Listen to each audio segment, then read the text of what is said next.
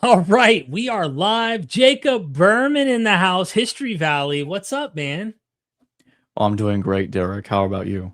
Doing good, doing good. Good to have you with me. This was a last second jump on with me kind of stream because, Paul's your guy, man. You talk about Paul all the time. I'm glad to have you join me, man. Thanks for coming. Shameless plug for those who are watching from Myth Vision side, whether it's now or later. We've got the course, of course. I pinned that at the top. Me and Jacob did with Dr. James Tabor, Christianity Before Paul, Rediscovering the Jewish Movement of Jesus. Highly recommend everybody go sign up, and it helps out both Jacob and us at Myth Vision, but also subscribe to History Valley. I'm going to flex and just say this. I may have been doing like the whole scholarly interviews, but Jacob has absolutely taken this thing and said, let me show you how it's done. So you have taken this way beyond what I have done, and you have interviewed far more scholars than I have on your channel. Jacob, you deserve over 100K subscribers yesterday, really. And I hope that everyone watching from Myth Vision will go and subscribe just to understand the scholarship and the path and journey that we're both on. So again, thank you for being here with me, man. Thank you for having me, Derek. Of course. So we're talking about Paul, right? And yeah, we have ideas, and I'm sure the people in the audience have ideas as well, right? There's always some interesting ways to try and dissect this guy, oddities that pop out in our face that we've noticed. You've picked at some material we're going to go over today together. I want to just say this up front. Me and Jacob do this full time. You want your questions addressed, you want comments addressed, super chat them.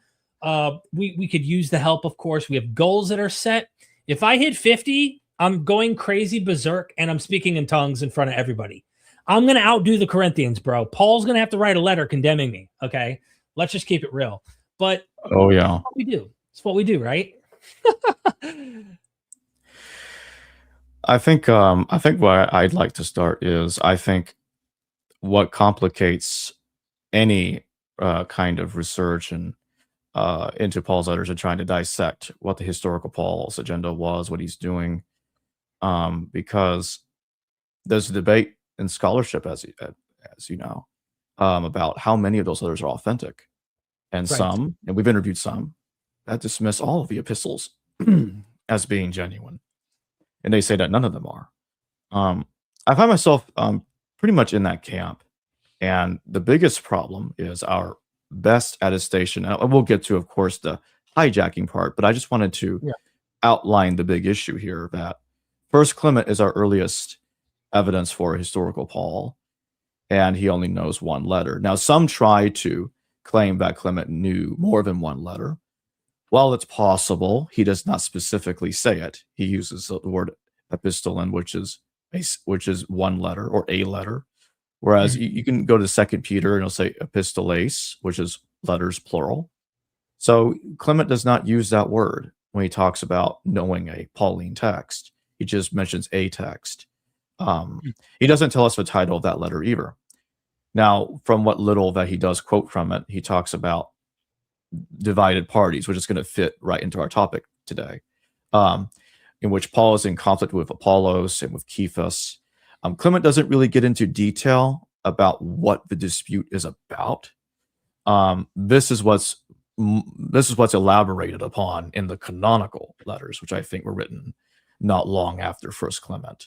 And so we have to try to figure out what was the dispute about, and what do we mean by Paul hijacked Christianity? In what way did he hijack it? Is he altering the message of Jesus? Right. And what can we tell? What can we detect? What kind of changes did he make? And it's difficult to answer those questions, especially considering how many forgeries are in his name. It's very hard. Come on, that's a big boo-boo, right? And I tell people all the time, let's be careful. Whatever your position is, whatever you think's persuasive, if you know people are writing letters in the name of someone that they're really not, wouldn't that raise more red flags on being more cautious about maybe thinking why do we think these 7, right? Anyone who's not already like going through, I guess, a PhD program on this and hasn't already been told what to think about this would approach us cautiously and go, well, hold on, even the 7 are, I'm taking my gloves off and I'm going to dissect them and really analyze these open-mindedly and not just accept because they have a similar language style in Greek or whatever, that somehow proves that these are actually by the guy. But before we get to this whole, I think it's important just to paint the dispute and then have fun with different models, because you and I can talk about different models and different data, like the pseudo-Clementines and others, that might back up some of the dispute and the problem that's right here out the gate. And I think we can just read Paul's letter, right, in Galatians, whether he wrote it or not. He got his revelation from direct revelation, and he goes out of his way, whoever the author is, to say Paul did not even go to Jerusalem. He went straight to Arabia, okay, contradicting Acts, where Acts has him go to Damascus and doesn't go to Arabia, then to Damascus. But he contradicts Acts here. And here Paul's saying, I got this from no man. This is from the divine man himself. Christ himself revealed this to me. That seems to be his whole argument, so much so that he says, if any man preaches another gospel other than the one I'm telling you, let him be accursed. Like, repeats it twice. That's a way of emphasizing it, right? So whoever this author is, and we say it's Paul, for the sake of it, consensus says it's Paul, this message to the Gentiles, Christ crucified, lacking all the biographical details that you would hope and all of that, seems to be a bit contrarian to the other message we find in, let's say, James, which lacks any crucifixion or atonement theology or anything like that, and all the other stuff that comes along with it. I'll pause and just let you chime in, because I know you probably have some input. When it comes to pseudo-Clementine recognitions, as I noted before and in the recent stream on my channel, that the pseudo-Clementine recognitions are mid-2nd century, so they are post-New Testament. But that does not mean that some material in it doesn't go back earlier. And scholarship has gone into that about the preaching of Peter material in the recognitions. Now, I tackle that issue in a different way, because in the recognitions, it talks about letters going back to Zacchaeus and Peter.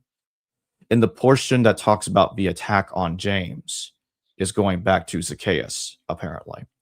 And who's Zacchaeus? I mean, Zacchaeus is a tax collector, and sometimes in later texts, he's confused with Matthew because of that.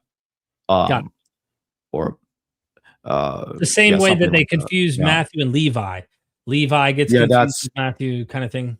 Yeah, I was about to just take it into that direction because it's connected to the Levi thing. Yes. Okay. Interesting. So, and just so people know, if you don't know, the pseudo-Clementine material we have that we can date goes back to the 4th for sure, even though the material is earlier, if I'm not mistaken. Yeah. It comes from the one we have comes from Tyrannus Rufinus. And he's living at the end of the 4th century, early 5th century CE. And he gave us the current text of the pseudo-Clementine recognitions. But the text itself goes back to the mid-2nd century, around 150, circa 150 CE.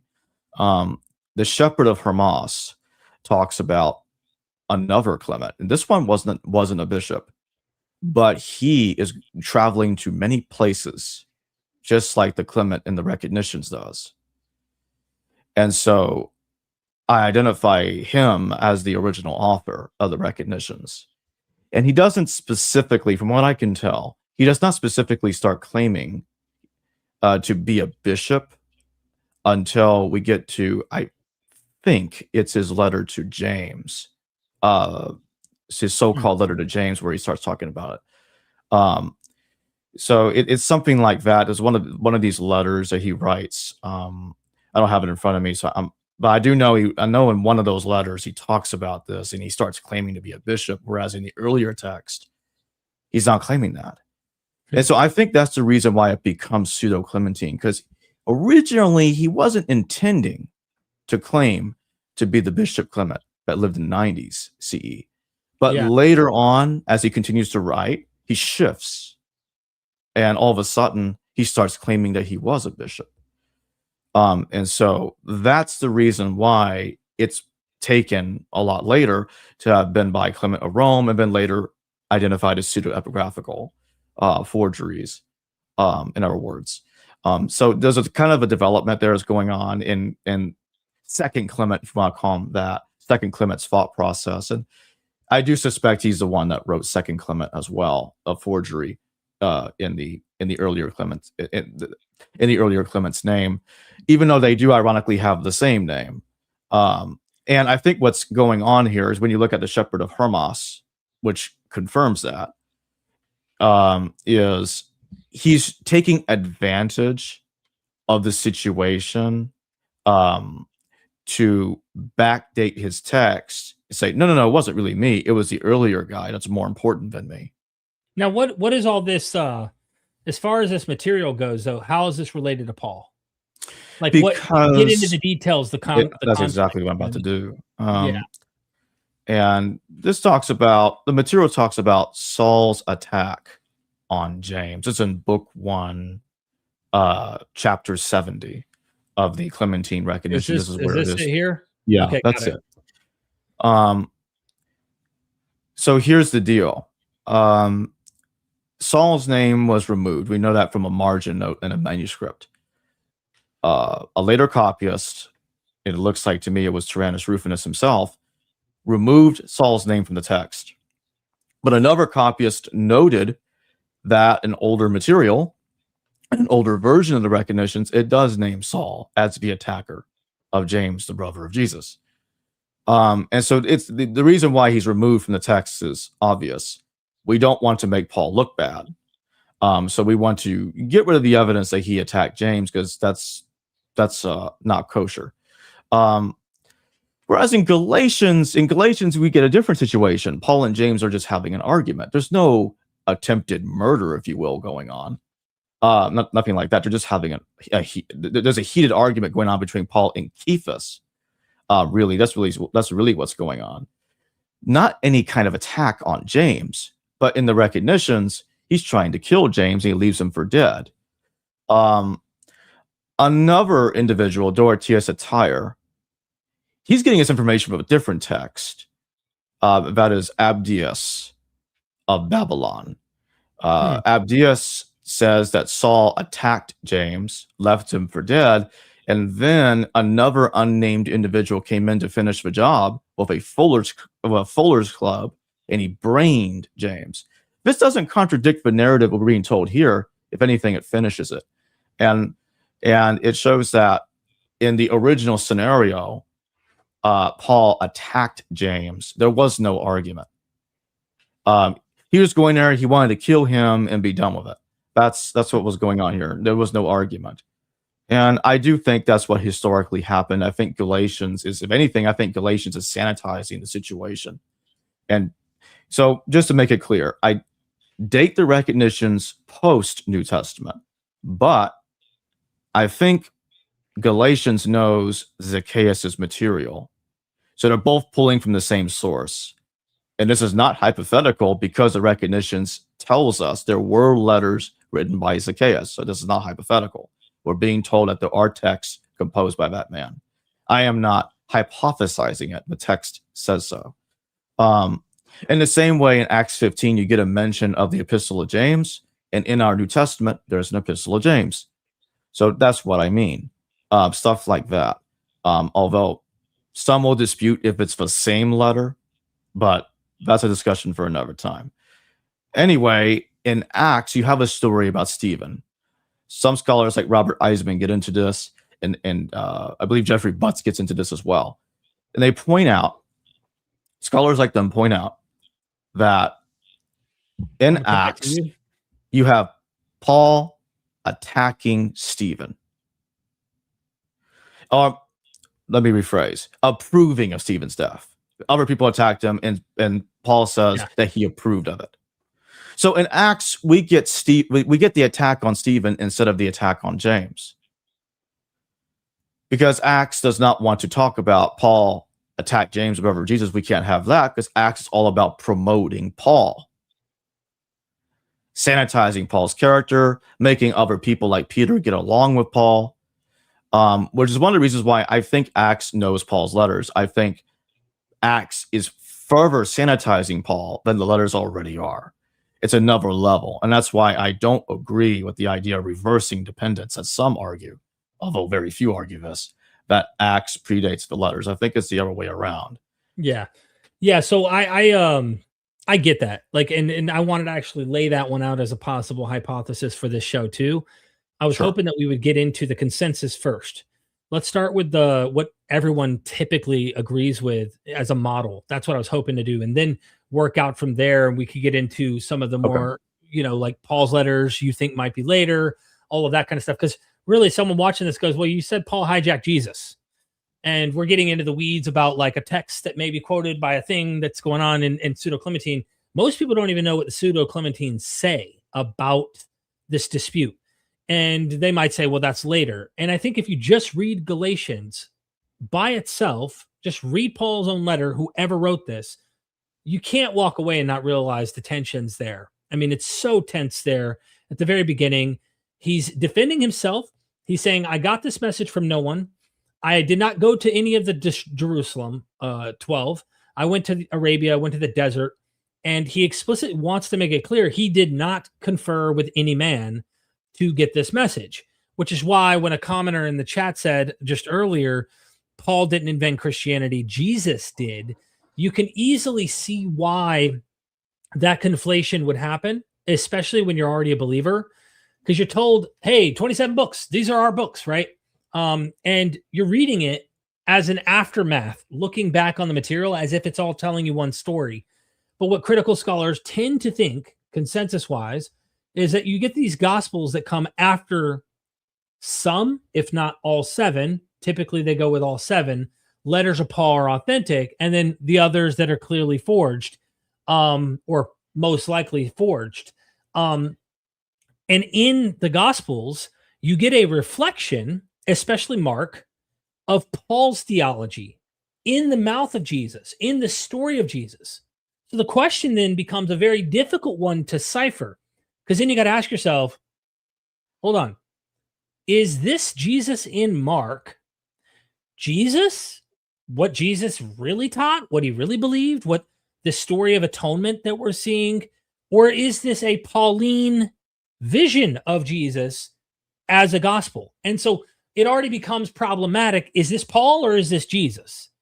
And that rift, you kind of see it. Of course, you don't just kind of, you really get it spelled out in Pseudo-Clementine material, where it's not just like I confronted Peter to his face as Paul does in his letters, and they have disputes, and James is sending spies to spy out on Paul. What the hell's going on with James and Paul in these letters? It's even worse, where they're like accusing him, like you said, of murder, but then even more so is they're disputing his revelation. Seems like they're actually saying, dude, we learned from the guy. We were at the Rebbe's feet. Okay, the real guy on earth, not some vision that could have been a demon or a devil or a fake angel or something getting these in our head. This was a real, tangible Jesus that taught us on earth. And so there's this divide between the Jerusalem church and Paul. That seems to be James Tabor's view. I would think James D.G. Dunn has an idea like this. I think Gerd Ludemann has something of this. I think Paula Fredrickson hints at this. In fact, I think Paula Fredrickson says something to this effect in Paul the Pagan's Apostle, something to the effect of Paul's mission to the Gentiles was not a natural extension of Jesus's own ministry. It was a radical departure. Jesus's mission was to Israel. His parables are about Israel. His apocalyptic expectations are about the restoration of Israel's 12 tribes. Paul universalized the message in a way that Jesus himself never did, and if we take the synoptic evidence seriously, never intended. And when we read the opening of James, what's it say? To the 12 tribes scattered in the diaspora or scattered abroad. You read like First Peter, in the name of Peter, the opponent of Paul, talking about to the 12 in the diaspora, all of that. So there seems to be something split here, Jacob. I want to hear your comments on that. What do you think? Yes, and I think one of the ways that you can tell that the Gospels come after Paul is to look at the Eucharist in 1 Corinthians. And Mark is copying that Eucharist from Paul. Paul's letters are the earliest attestation of the Eucharist, while Luke's version of the Eucharist is much more like the wording of the Eucharist in 1 Corinthians. And Paul talks about other people preaching a different kind of Jesus other than his own. He's complaining about this in 1 Corinthians. So if he's joining the movement and being faithful to what the original Jesus movement's message was, why is he saying things like that? Why is he getting into an argument with Cephas in Galatians if he's following what they're saying? Why is he disagreeing with Cephas about circumcision? And so that's the problem that people that want to rescue Paul within the original Jesus movement, it doesn't really work, because then you're making a hash out of Galatians. What was the point of the argument if he's being faithful to the message of the original movement founded by Jesus, if he's getting into arguments with their very leaders, the core leaders that were part of the original movement? It's the same problem, and I know that we're getting off topic if I say it, but either way, it's worth pointing out what happens in Islam. You know, you have Ali, who's supposed to carry the torch after Muhammad because he's family, but Uthman and Umar end up, carrying that torch, and it ends up becoming the companions of the prophet instead of the family dynasty.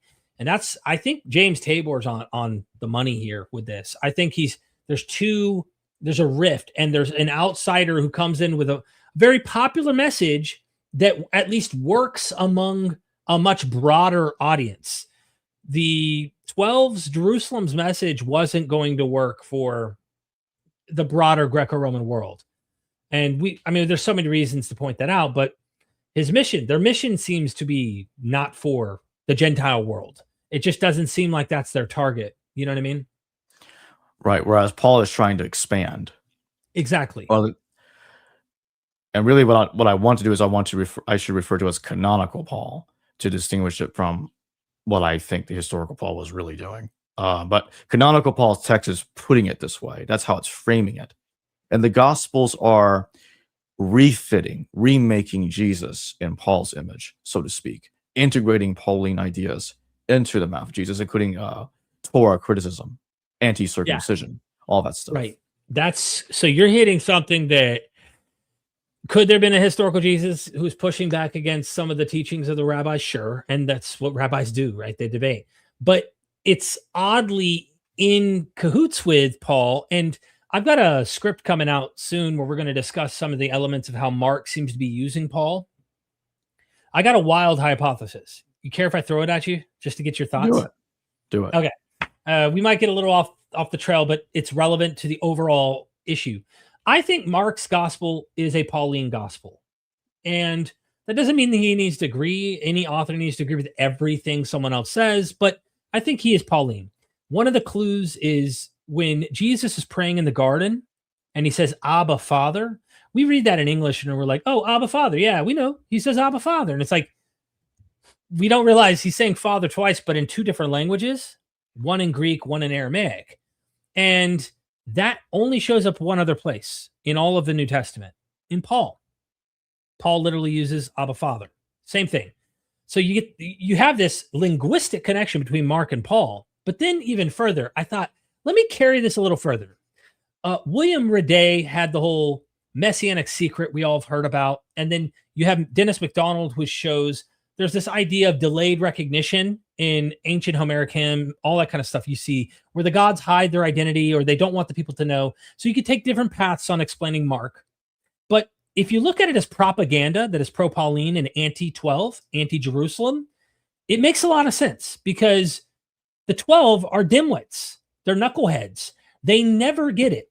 For example, when you look at Acts, at least Paul, while he's a knucklehead, he's doing bad things. What do? They paint him as a hero. They have him as an evil villain who converts, and the story ends on a positive note for Paul, at least in the sense that Paul's a good guy, right?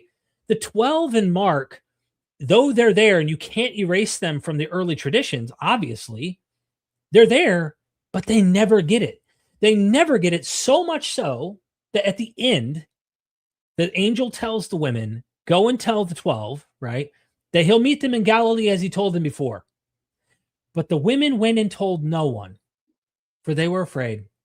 The 12 don't get the message according to Mark.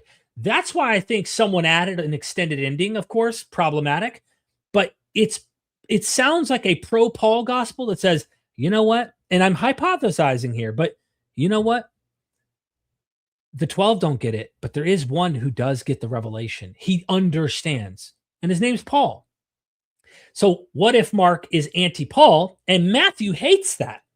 So Matthew, without name dropping Paul, has a passage in Matthew 7, I believe. I think it's in chapter 7, where he's mentioning these lawless ones, people who are telling you don't need to obey the law, when he says heaven and earth won't pass away. Not one jot and tittle of the law will pass, right? Those who obey the commandments, obey my law.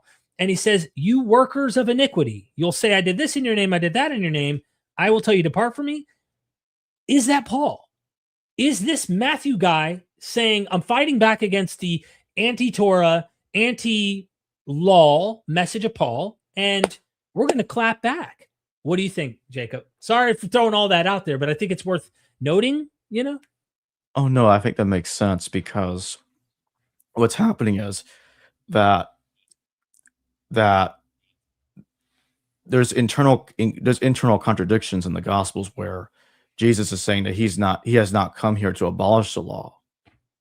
He's come here to preserve it. The law, he is not going to change one jot or tittle of it. He's going to continue it, which is a direct affront to other things Jesus supposedly says according to the Gospels. And so how do you wrestle these contradictions? That's why I think Galatians is an important bridge between the bridge that connects the original Jesus movement and Paul's movement with the Gospels, because Galatians is the transition point, which you see in canonical Paul. For instance, it can't quote Jesus in support of Paul's message. It doesn't really do it. It doesn't quote Jesus to support Paul's message. It can't. The Gospels didn't exist at the time for this to occur. So in the Gospels, they supply a remade Jesus that Paul did not have, that the canonical writers of Paul's letters did not have access to at the time, because the Gospels did not yet exist. And so in the Gospels, it's integrating both the pro-Torah Jesus, and he's getting mixed in with the remade Pauline Jesus that we get in the Gospels. That's why you're seeing in these internal contradictions. You have Jesus on the one hand wanting people to preach to Gentiles, on the other hand calls the Canaanite or Syrophoenician woman a dog, and on the other hand he says he's not going to change one jot or tittle of the law. And so you have these mixed messages. What is causing the mixed messaging? It's the Pauline message that's seeping in and corrupting the text. It is interesting. It is interesting. If you take, and as I mentioned earlier, what Paula Fredrickson was saying about the Gospels, Jesus's mission is to Israel, to the Jews. And they do keep introducing Gentiles along the way. Like, it's almost like he's trying to go out of his way to only focus on Jews. And no matter what he does, you get a centurion who pops in, right? You get a Syrophoenician or a Canaanite woman, like you said, pops in. You get various people who are non-Jews who show up. A Samaritan, if you get all the way to the Gospel of John. Matthew doesn't seem to be fond of the idea of Samaritans or of dealing with anyone who's a Gentile until after the crucifixion and resurrection of Jesus. So what do you do with this? If Matthew is clapping back at Paul and the 12 are not really teaching a crucifixion atoning theology like Paul, Matthew seems to still adopt some of that, though. So who knows how late Matthew's being written, but it seems like you said, his message has already seeped in. And if Matthew sees enough in Mark that he likes, and there's that theology, he might be adopting some, but also fighting back at the same time. I mean, there's something going on there. I see we had a super chat here. Solera night in the house. Paul never walked with Yahshua, or commissioned 12. Yahshua, or Jesus, left with scouts seeking path into wilderness for Exodus, with manifest gathered 144,000. Appreciate the super chat, my friend. Well, we know Paul never met Jesus. It doesn't seem to indicate that in the evidence. But again, this is the point. Jesus seems to be focused on Jews, Israelites. That was his goal. To the Jew first, though, Paul says, then to the Greek. And is he adding that in? You know what I mean? What's going on there? It's interesting to know. I don't really have a comment on connecting it with the 144,000, but what I will say is, yeah, obviously Paul never walked with Jesus. It doesn't matter which text you look at. It doesn't matter if you look at the Clementine literature, New Testament, or whatever you're looking at. You're not going to find any evidence. But what I will say is, if you go to 1 Corinthians, and you notice that Paul makes this complaint about, there are those that are of me, Paul, or of Cephas, or of Apollos, or of Jesus. That's an interesting one, as if there's a separate Jesus. Bob Price notes this. And the way I look at the of Jesus is like it's an other Jesus. Right. If this other Jesus is the one Paul is going against, you could look at that individual as the pro-Torah Jesus that James is following and Paul is going against. While Paul is preaching a remade Jesus, but he can't, or the canonical writers of Paul are preaching a remade, different Jesus, and Torah critical Jesus, but they haven't really fought that through. That's why they only quote their version of Jesus like 2 times, one of them being the Eucharist, and that's it. And they don't really have a developed list of like, okay, we're gonna put this in Jesus' mouth. You're gonna quote him saying this to support what you're saying. Right. That's not happening. That's where the Gospels fill in the blanks. Like, okay, we're gonna develop Paul's Jesus, but they're also integrating the other Jesus, the Jesus of James and Cephas, and that's why you're getting these conflicting texts. Whatever texts were available to the canonical writers of Paul was a text that was pro-Torah. It's a Torah preaching Jesus, and that's why they couldn't quote it, because it would go against Paul's message. It's self-defeating. So the Gospels make up for that, and I would say Acts tries to make up for that too. Acts reboots Paul's narrative. The vision of Jesus in Acts is even more detailed. Paul's vision of Jesus. You got Jesus coming down all the way to the ground to him. Paul's not being lifted up to the third heaven. Jesus is coming all the way down to see him.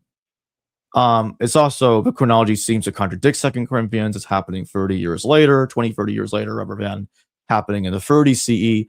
And he's fleeing from Jews in Damascus instead of fleeing from Aretas. So he's fleeing from different people now. So they shift the story. This guy's got some problems, huh? He's fleeing from all sorts of people, depending on which text you read. Right. Solera Knight, thank you so much again for the super chat and being a member. Acts 1:11, this same Jesus who ascended above the mountain clouds will return visibly, meeting here in the same mountain clouds to establish the exodus from Rome, thus a new kingdom. I don't know about the additional, because my understanding of Acts, I'm pulling up Acts 1 right now. Specifically, the way I read Acts, and this is based on like John Dominic Crossan, the Hermeneus series, Pervo, other people who've actually written on this, and I'm just pulling it up now, just so we have it on. While you do that, I want to note Acts that 1:11 is talking about the ascension. Okay. No, go ahead. I was just going to say it actually says of Christ. The other, it's another Christ. It doesn't say Jesus, but still, my point stands. Go ahead. Oh, you're talking about the other. Yeah. You misspoke and said Jesus instead of Christ. I understand what you mean in the letters. Hey, no worries. We misspeak all the time. It's normal. People make mistakes, man. It's life. No problem. Yeah, men of Galilee, they said, why do you stand here looking into the sky? This same Jesus who has been taken from you into heaven will come back in the same way you have seen him go into heaven. The only thing I am questioning here is So you say, return visibly meeting here in the same mountain clouds to establish the exodus from Rome, thus a new kingdom. Paul seems to be heading toward Rome. And a lot of the academics I read actually think that Acts is intended to practically establish Rome as the central hub. So this is Pervo calls it a proto-Catholicizing text. He thinks Acts is literally trying to say the church is going to be founded in Rome. That's why Paul wants to head to Caesar. That's why he's trying to go establish the church in Rome. And he is the main guy. That's the only thing I would ask about this super chat, is the ending part there specifically. Also, Jacob Berman's got a super chat over here on History Valley, ladies and gentlemen. Paul Bustian, did they have a comment, Jacob? Paul said earlier, I tried to do a super chat question. Maybe I didn't do it correctly. No, you didn't. Yeah, you didn't. You didn't type it in. Oh, here it is. There it is. There it is. Well, thank you for another one. Yeah. Paul says, I think that Paul's theology logically results in Marcions. Do you agree with me? Okay, Jacob, it's your super chat. I want to comment when you're done, though, if you don't mind on this. This is interesting. My take, and I actually sent a little script of my take on Marcion abridging Luke to Derek, because he's working on a video on that subject. But what I think is going on here is, I think Marcion is abridging Paul's letters, and he's trying to remove what he didn't like from the letters, just like he cut down Luke and subtracted what he didn't like from there. Let me put it this way. This is the simplest way I can put it. In 1 Thessalonians 2:13-16, you have Paul, canonical Paul, blaming the Jews for causing Jesus' death, saying that the wrath has come upon them for what has happened to Jesus and the prophets. And so I think that's 70 CE. That's the destruction of the temple. And some scholars even agree with that, and they try to say it's an interpolation, and then say, well, everything else in 1 Thessalonians, just not 1 Thessalonians 2:16, but everything else is pre-70. Right. Okay, I guess you can believe that. But anyway, what's happening is you go to Mark, which Mark talks about Jews pressuring Jesus into executing Jesus. Then you go to Matthew, which is, you can see the development, you can see the progress being in the development of the polemic against Jews from gospel to gospel in just a moment. So in Matthew, it's the crowd says, the blood of Jesus will be on us and our descendants forever. Then you go to Luke, and now Satan is possessing Judas Iscariot. Mm-hmm. So it's really taking the Jews conspiring with Satan to a whole nother level, because now in Luke's version of events, Satan is now possessing Judas Iscariot. And then in John 8:44, what do you get? Jews are sons of the devil. And so they're trying to make it look like, especially when you get to Matthew, then going forward, it's starting to claim, oh, but they're working with the devil. And then you go to Marcion. You see my point here. You go to Marcion's antithesis. Marcion goes even further and says, actually, their God is evil, and Jesus is the son of a different, better God. You see my point here? So there's a progress. You can see a progress, a timeline here where the criticism is getting turned up. The volume is being turned up over and over and over again, all the way to Marcion. And so I think you can see a logical development in the text there. So may I comment on this super chat before we get to the next one? Because Solera dropped another super chat. Again, thank you everybody for the support on both History Valley and Myth Vision here. And this is a hypothetical thing, Paul, I don't know what to do with this. I love learning from the PhDs, learning from the different scholars, and being able to be open-minded and hearing all of them, not just one, and having to stick to my guy or my girl, and that's it. But let's pretend the reverse were true. And me and Jacob talked briefly about wanting to discuss this, just mentioning this on the stream. If Nina Livesey is correct, if Robert Price is correct, if the Dutch radicals, some of them, are correct, that Paul's letters are 2nd century, they were written later, and Nino, let's say, is accurate on Acts was written before the letters, which I'm just playing a hypothetical here. I know it's not consensus, but if you reverse the role, instead of saying that Paul Acts sanitized Paul. Imagine if the letters radicalized Paul for Marcion's cause. So imagine there was an early group, just hypothetically, if we reversed the expectation here, that Acts actually depicts Paul as joining along with and in camaraderie with the 12, with Jerusalem. He is a Jew who goes to synagogues. He's trying to preach the gospel to synagogues. He's talking to Jews. Occasionally Gentiles and God-fearers are joining in the movement.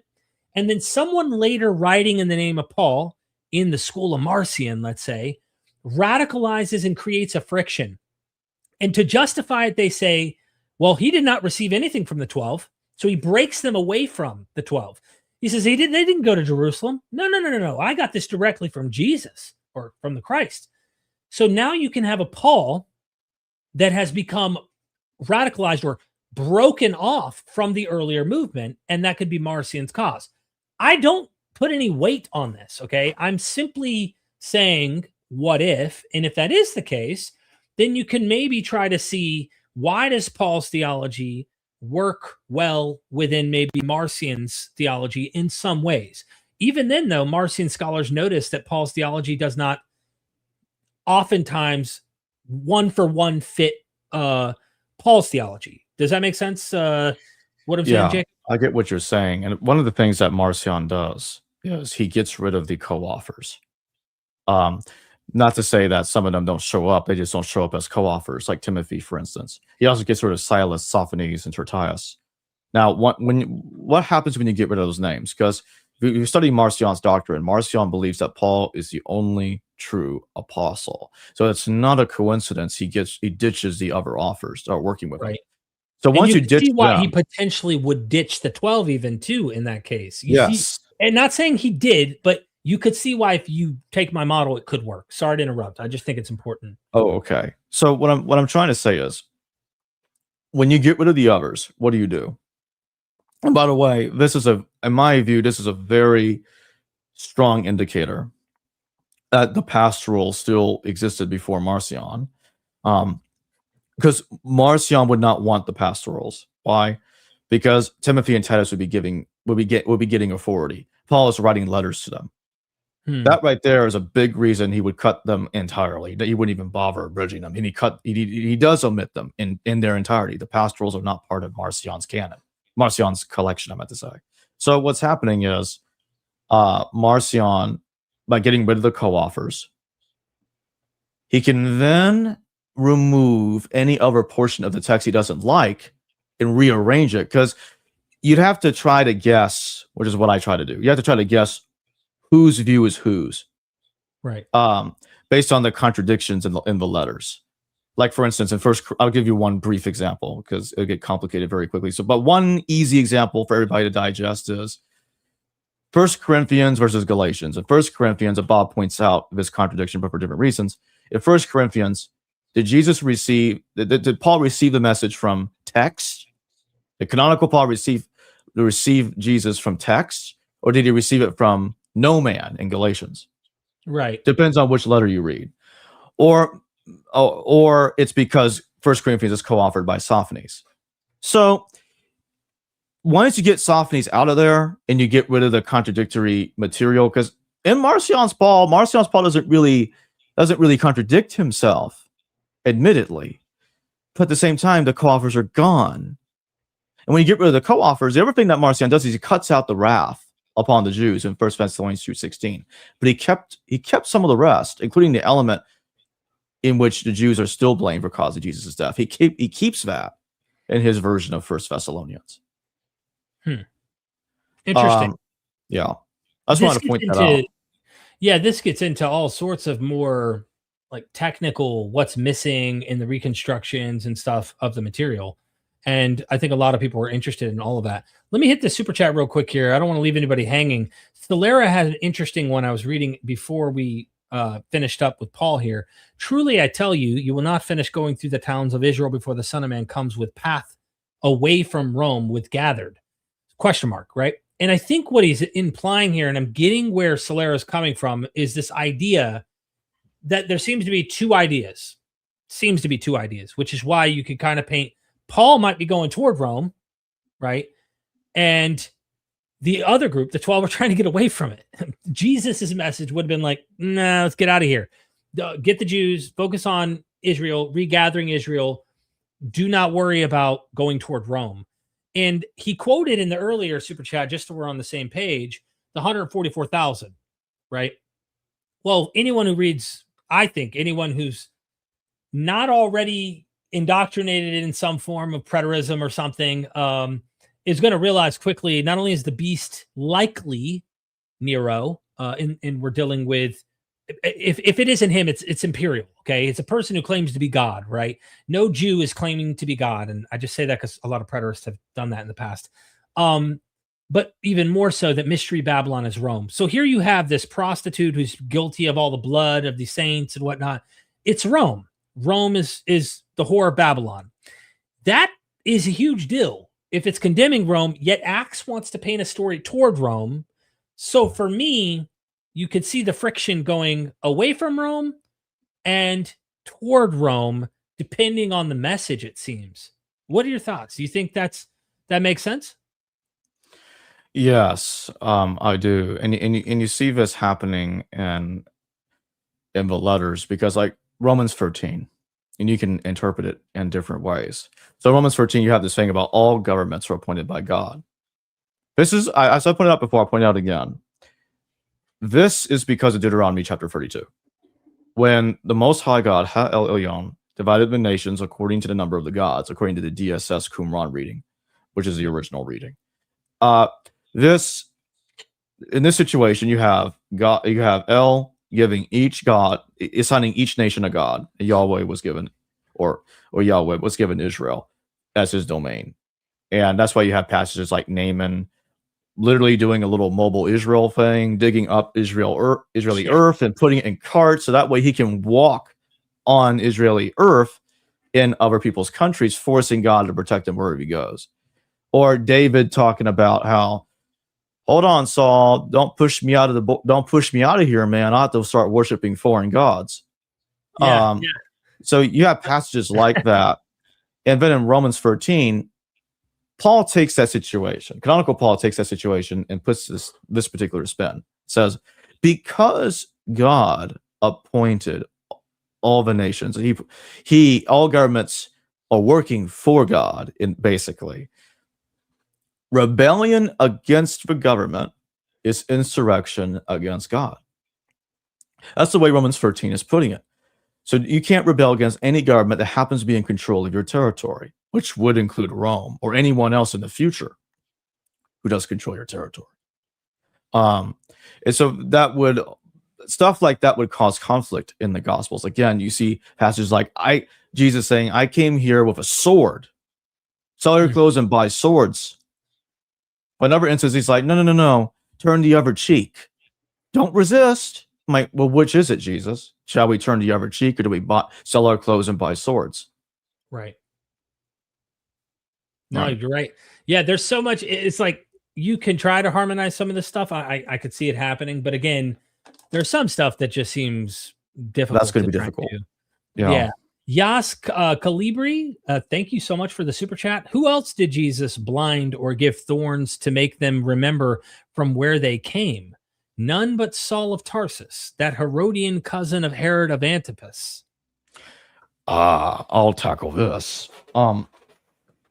Okay, so I don't think the historical Paul was a relative of the Herodians, but the epistles do make it seem that way on purpose in two instances. Mostly in Romans 16, but it's implied in 2 Corinthians 11. From my point of view, because I date the epistles around about 97 AD, maybe some of them the year earlier, but I think I'm becoming more convinced they were just written in 97 AD primarily by the co-authors. It's pretty much simultaneously composed for the most part, except for 5 letters like Galatians, Ephesians, 1 Timothy, 2 Timothy, Titus. So the only 5 of the 13 Pauline epistles. I mean, not 14, because I'm excluding Hebrews. It doesn't claim to be it is not claimed to be by Paul. But those 5 letters I just mentioned a moment ago are not co-authored. But anyway, Josephus mentions a guy called Solus and his brother Chrysaborus. and they are brought before Emperor Nero in 66 CE. Their goal was to blame the kindling of the Jewish war, the big Jewish-Roman war, the first one, 66-73 CE. They're trying to blame it on Governor Florus.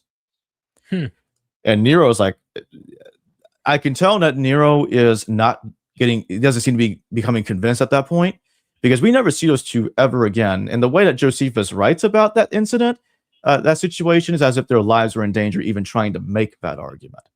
And then around that passage, you get a mention of what was going on, the start of the Jewish war, as a whole territory going down like it's a sinking ship. He uses sinking ship as a metaphor. Let's keep that in mind in a minute as I continue as I finish my answer, because I think that's important. The sinking ship metaphor that Josephus uses. And so Josephus tells us that Salus and his brother Chrysaorus are kinsmen to Herod Agrippa II. So they are Herodians by blood. In Romans 16, it says that Paul is a kinsman to someone called Herodion. But, and if you go to 2 Corinthians 11, you get this thing about Paul fleeing from King Aretas. And who was King Aretas going after? If you read Josephus' text, he was making war against the Herods in 37 CE. Real quick, just so I'm tracking you. Sure. If we just take Steve Mason's view, which I think he's correct, Acts is using Josephus. He knows Josephus. He's borrowing for his own purposes. For his own purposes. He doesn't always get the details right, as you and I know, but he's using Josephus.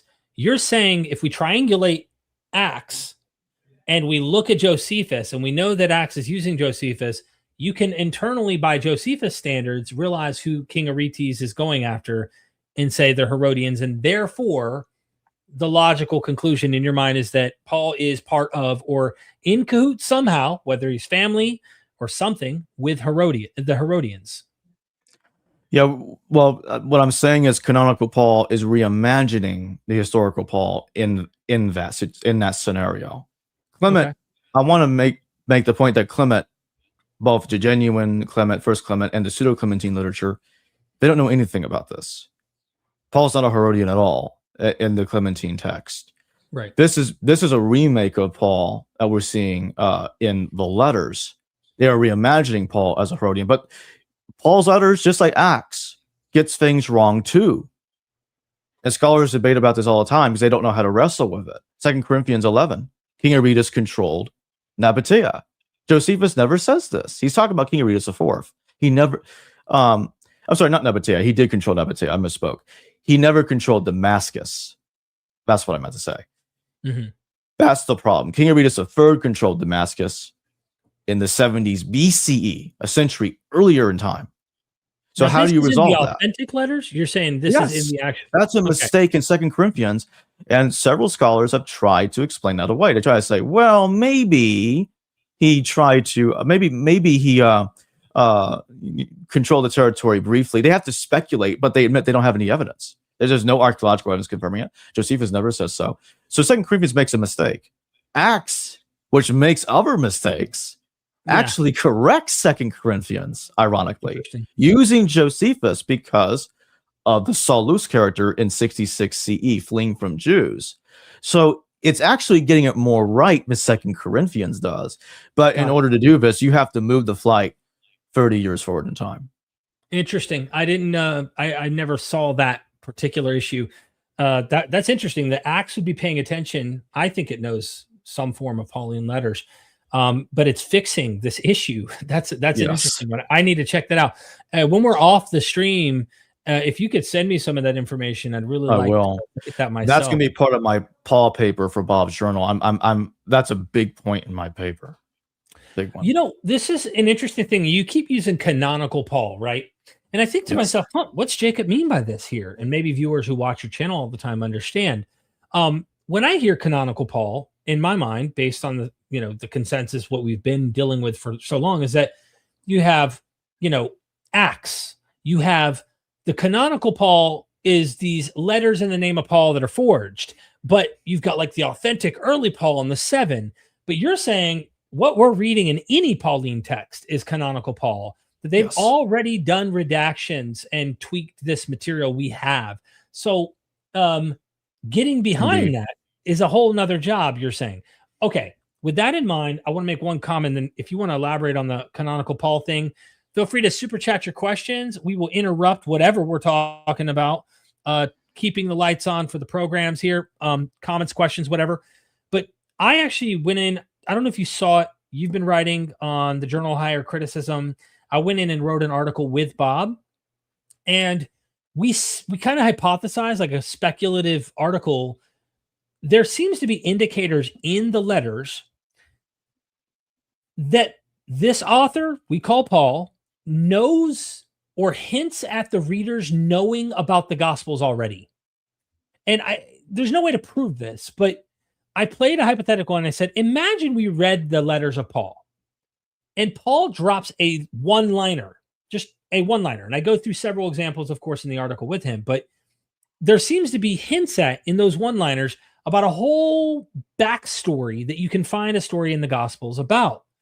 And I said, what if the letters are complementing an already existing gospel that floats around that they know of, and it hints at the stories we already are aware of in, let's say, Acts or something like that.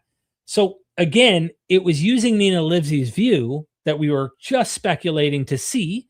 I think Bob takes this view a lot more seriously in terms of actually drawing this conclusion, whereas I just did a thought experiment with him and I said, look at some of the hints in Paul's letters, like as if he knows this story back here. You, the reader, have already read this gospel or read this book of Acts. You already know this story, but it just one sentence. And I said, what's more likely? The book of Acts author saw a one sentence and said, I'm going to write a whole story about that. Or is it more likely that this letter is hinting at the story that already exists and he just does the one-liner? And I explain why I think that the letters hinting at the already existing story might make better sense in some cases. But that doesn't contradict your idea about canonical Paul, because let's say there was an earlier version of Paul that's not canonical Paul and doesn't have the knowledge of this earlier story. What if canonical Paul is written after Acts? What if that is the case? I'm just throwing it back at you to get your views.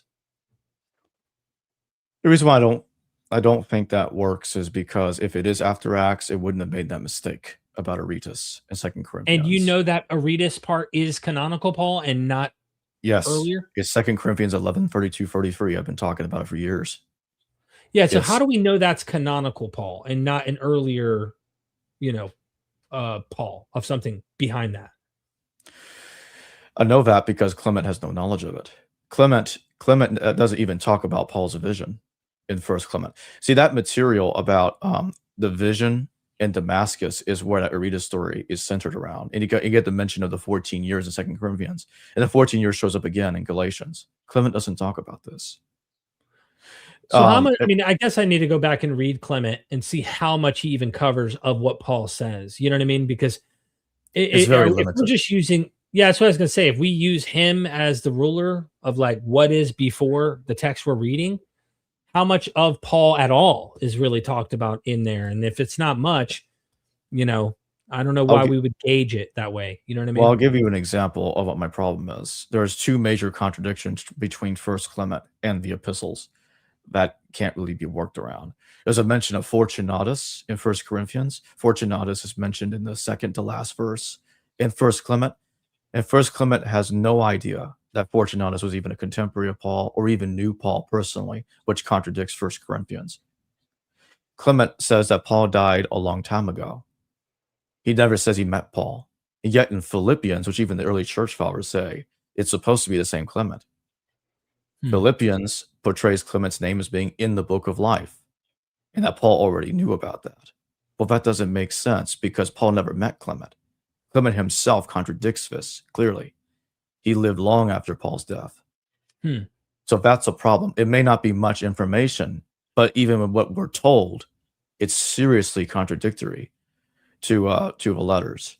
And again, he knew a text that contains some parallels to 1 Corinthians, but it's different. He doesn't know about the co-authors. The co-authors, Timothy, Silas, Sophanes, Tertius, they're never named by Clement. Even the pseudo-Clementine recognitions, even though it's post-New Testament, if you do a word search in a computer, and all 10 books never mentions the co-authors, not one time. Yeah. Anywhere. Yeah, so how do we know, like, all right, so as far as the scholarship goes on Clement, how concrete are scholars on that Clement wrote this in that time? It's practically consensus, and they put it in the 90s, around 96 Okay. CE. That is Gotcha, consensus. gotcha. Some are challenging that. I have a hard time swallowing that it's later, because how could the author of Clement be so ignorant if he knew our New Testament? In fact, he also says that Paul was killed by envious men, which contradicts the Acts of Paul, which was written many decades later, well into the 2nd century. And it says that the Romans had him beheaded, but that was plagiarized from Josephus. Josephus talking about Saulus and Castabris appearing before Nero in 66 CE in Achaia. That's what that story about Paul's death at the hands of the Romans is based upon. It was a different person that has been integrated as Paul. So you think that the legend, if you will, of the beheading of Paul started as a Josephine Saulus character getting beheaded, and therefore you think... Just to be specific, Josephus does not say he was beheaded, but he did appear before Nero. He was in danger doing this, and that's it. He disappears in the story. Killed, or they don't tell you how he died or anything, or they don't. Josephus doesn't specify that detail. But he never talks about him nor his brother Castabris again after they appeared before Nero. So later authors use that situation, that appearance before Nero, to create Paul's death before Nero. So you think that's the text that they used? Yes. Okay. Because I'm wondering how generic the idea of appearing before Nero might be. Because I know that like Apollonius Satiana also appears before Nero, I believe. If I'm not mistaken, it may be. I thought it was Domitian. Yeah, it might be Domitian. Yeah, I'm just wondering if it's a generic thing to have them appear before Caesars. You know what I'm saying? So I don't know. It's something for me to look at. It'd be interesting to kind of think. And are there any other scholars who've actually looked at that and thought that's it, or they're just that's something you've kind of thought of yourself? Not that I'm currently aware of. I think it's something more original to me. But one thing I want to mention: Cestius Gallus, the Roman commander that lost his army at the start of the war, does seem to appear in the Acts of Paul as Cestus, a centurion, I believe. But he does show up there. Very, very similar person, almost the same name, shows up in that text. And that's another way I show that there's a literary dependence on Josephus. And Saulus's flight from the Jews happening in the 60s does parallel the chronology in Acts. Because Acts reconfigures the situations in the epistles of Paul, and now the situation is happening in the 50s, 60s, and that's how you get the standard dating. Gotcha. Someone was saying, would you read the super chats at the end, Jojo? We've been reading all of them as they've came, so we haven't missed any of them. Just to make it clear. So if you have a question or a comment, feel free to super chat. But we're getting them as we go. So as far as this fracture goes, you're still on board with the consensus view, of course. It seems that Acts is written after and it's taming Paul. Yes. The theology is radically different. Now, one of the interesting things, you and I have interviewed Bart Ehrman before several times, and other scholars in his kind of field, the way that they think about these things. And I don't think Bart has the same view of this issue as someone like James Tabor. That is the crucifixion, a atoning theology that we see in Paul.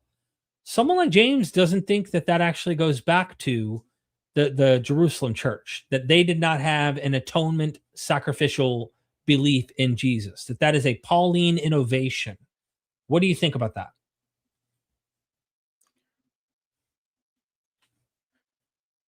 So let me see if I understand you correctly. You're saying the internal belief was later, or could you just say it again? So yeah, the sacrifice, Christ. Oh, the sacrifice, the atonement is later. Like the idea that Jesus' death is the atonement for your sins. Yeah. Not that they believed he might be alive after. Right. They could have thought he was alive after. Yeah, I remember Bart talking about that, and that the atonement is lacking in Luke. Right. And he talked about that, and I believe it's in one of his courses. I think it's Luke's Maverick Gospel, if I remember correctly. But anyway, yeah, I think he's correct, because when you look at First Clement, who's correct? Because I just laid out James, Tabor, and Bart Ehrman. So you I think I think they didn't always have the atonement. I think this is a later development. Okay, so that would I think, and I'm not sure if Bart, correct me if I'm wrong, I know James Tabor thinks that the atoning sacrifice was not an earlier idea. That's Paul's innovation. You see what I'm saying? Yes. So you would be in line with that, is what your point is. Yes. Okay. Bart himself will say it wasn't part of the original movement, but he doesn't think it's a Pauline innovation either. He thinks that it was being preached even before Paul by others, which I disagree with. So on this issue, I would definitely lean, I would be in agreement actually with Tabor's view. Now, there's one thing I do want to specify, because there's something that I didn't mention when I talked about First Clement earlier. I don't use First Clement just by itself to determine what the original Paul believed, but I think First Clement is a major cornerstone in how I look at it. But I have another argument. It has to do with the "it is written" statements in the epistles, which may overlap with what you were talking about, the possibility that the epistles know the Gospels. There are several "it is written" statements. Rabbi Tovia Singer also addresses this and says that Paul is quoting scriptures that aren't real scriptures. These are phantom scriptures, as Tovia likes to call them. Mm-hmm. It's interesting, but I think canonical Paul is quoting an earlier text. That's why he's saying "it is written, it is written, it is written." And one of the things that he's saying "it is written" in is in 1 Corinthians 15, where he talks about the 500 brothers who had seen Jesus. And he said that some of them are still with us. Now, right. I doubt that some of them were still with them when these texts were actually put together. It's way too late for that. I'll tell you what I suspect. It's going to be in my paper for Bob's Journal. I actually suspect that "it is written" statements actually goes back to the real Paul. But the text isn't telling you that. It's integrating it, removing any connection to who the author is. So you don't know who the author is. And if let's say I'm right about that. Do you have a source for Zacchaeus being an author? It's in the recognitions. Epistles of Zacchaeus. It's right in there. Letters of Zacchaeus. Do you have it on the screen? I do not. I believe it's in book 1, chapter 72, somewhere around there. So I would look there. It's there. It's toward the end of book 1. So I do know it's there. You'll find it. In the Pseudo-Clementines. Yeah, Pseudo-Clementine recognitions. Got it. And that's important for my theory, because Zacchaeus is therefore a source for the recognitions account of the attack on James. Gotcha. And then we have Solarinet, of course. 1 John 4, 1 John 4. Spirit of the Antichrist is denial that Jesus was a natural man. Antichrist Paul was first to say Jesus not human, a god in Acts 9:20. Spirit of the Antichrist is denial. That's kind of confusing me, to be honest with you. I don't. Pulling up. What do we mean by this? 1 John 4. Yeah, so denying the incarnation. It seems like there's some who are denying the incarnation. If I'm not mistaken, Paul does think, even Richard Carrier with his celestial mythicist model suggests Jesus did take on flesh in the third heaven. So even the mythicist model that is pushed by Dr. Carrier does have this idea. But I don't know if that's what he's hinting at here. I'm not really sure. But Acts 9:22. So 1 John 4 says, "You, dear children, are from God and have overcome them, because the one who is in you is greater than the one who is in the world." That's 1 John 4. And that maybe the whole 1 John 4 chapter, because it's on denying the incarnation. So I was thinking it was verse 4, but no, it's talking about, dear friends. Let me share my screen so we're on the same page. Sure. Here. Dear friends, do not believe every spirit, but test the spirits to see whether they are from God, because many false prophets have gone out into the world. This is how you can recognize the Spirit of God. Every spirit that acknowledges that Jesus Christ has come in the flesh is from God. But every spirit that does not acknowledge Jesus is not from God. This is the spirit of the Antichrist, which you have heard is coming and even now is already in the world.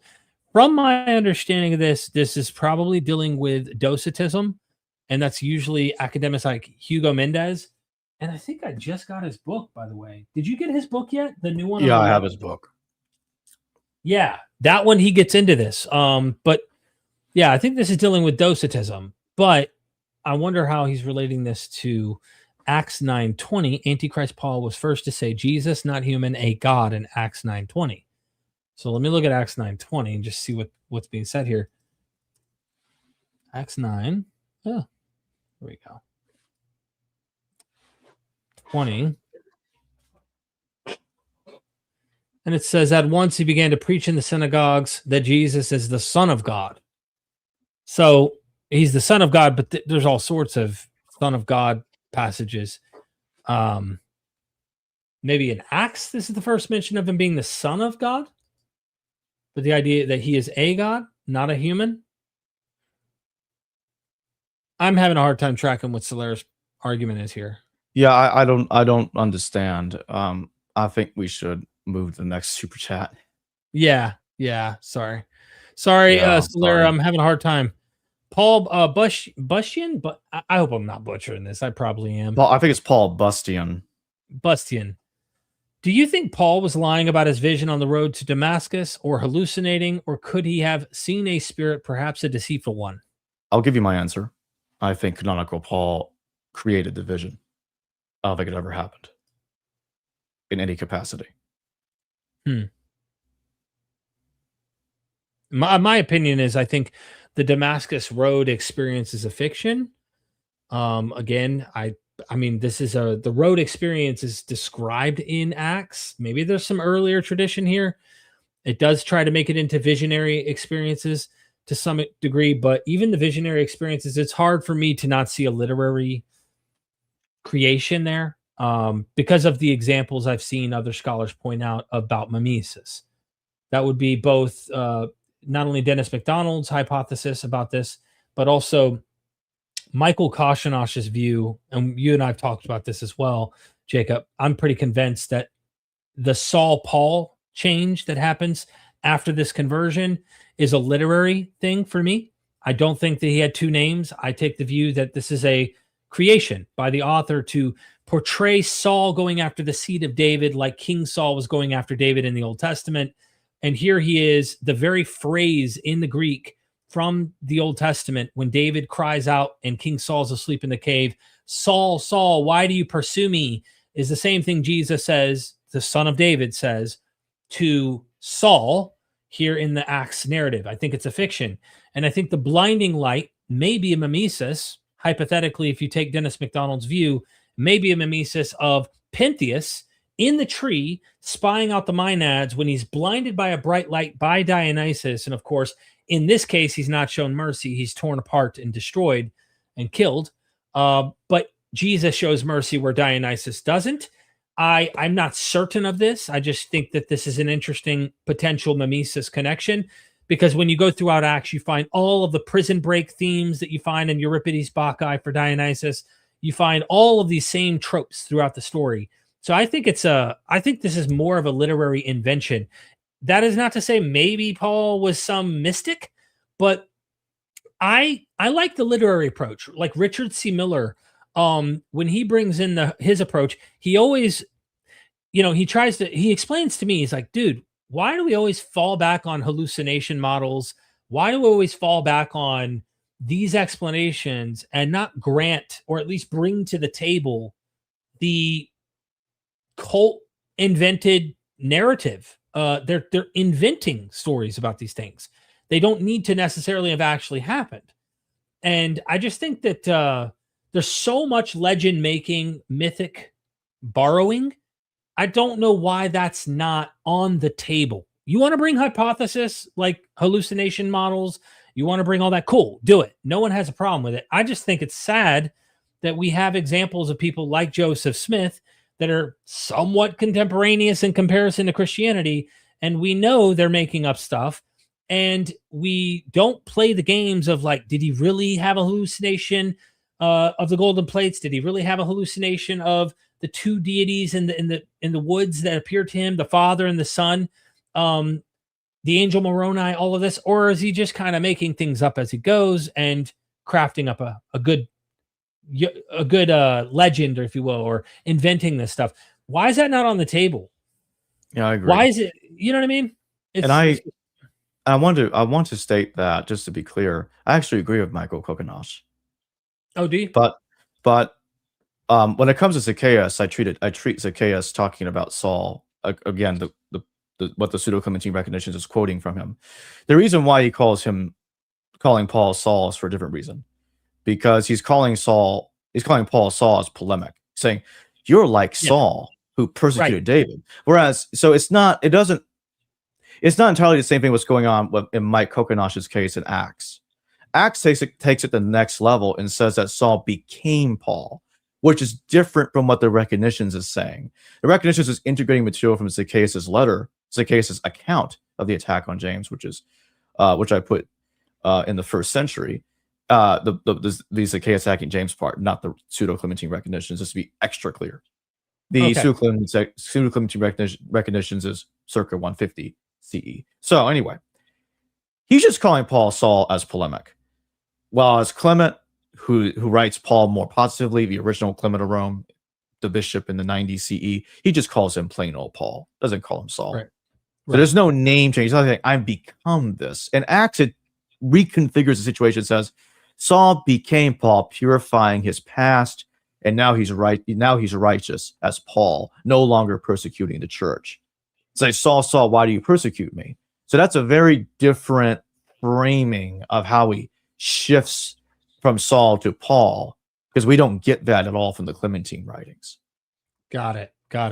Solera Knight is back. Thank you so much for the super chat. Son of God, the Virgin Mary thing. This Paul's Jesus was not human. Many still worship Jesus as God. Son of God, the Virgin Mary thing.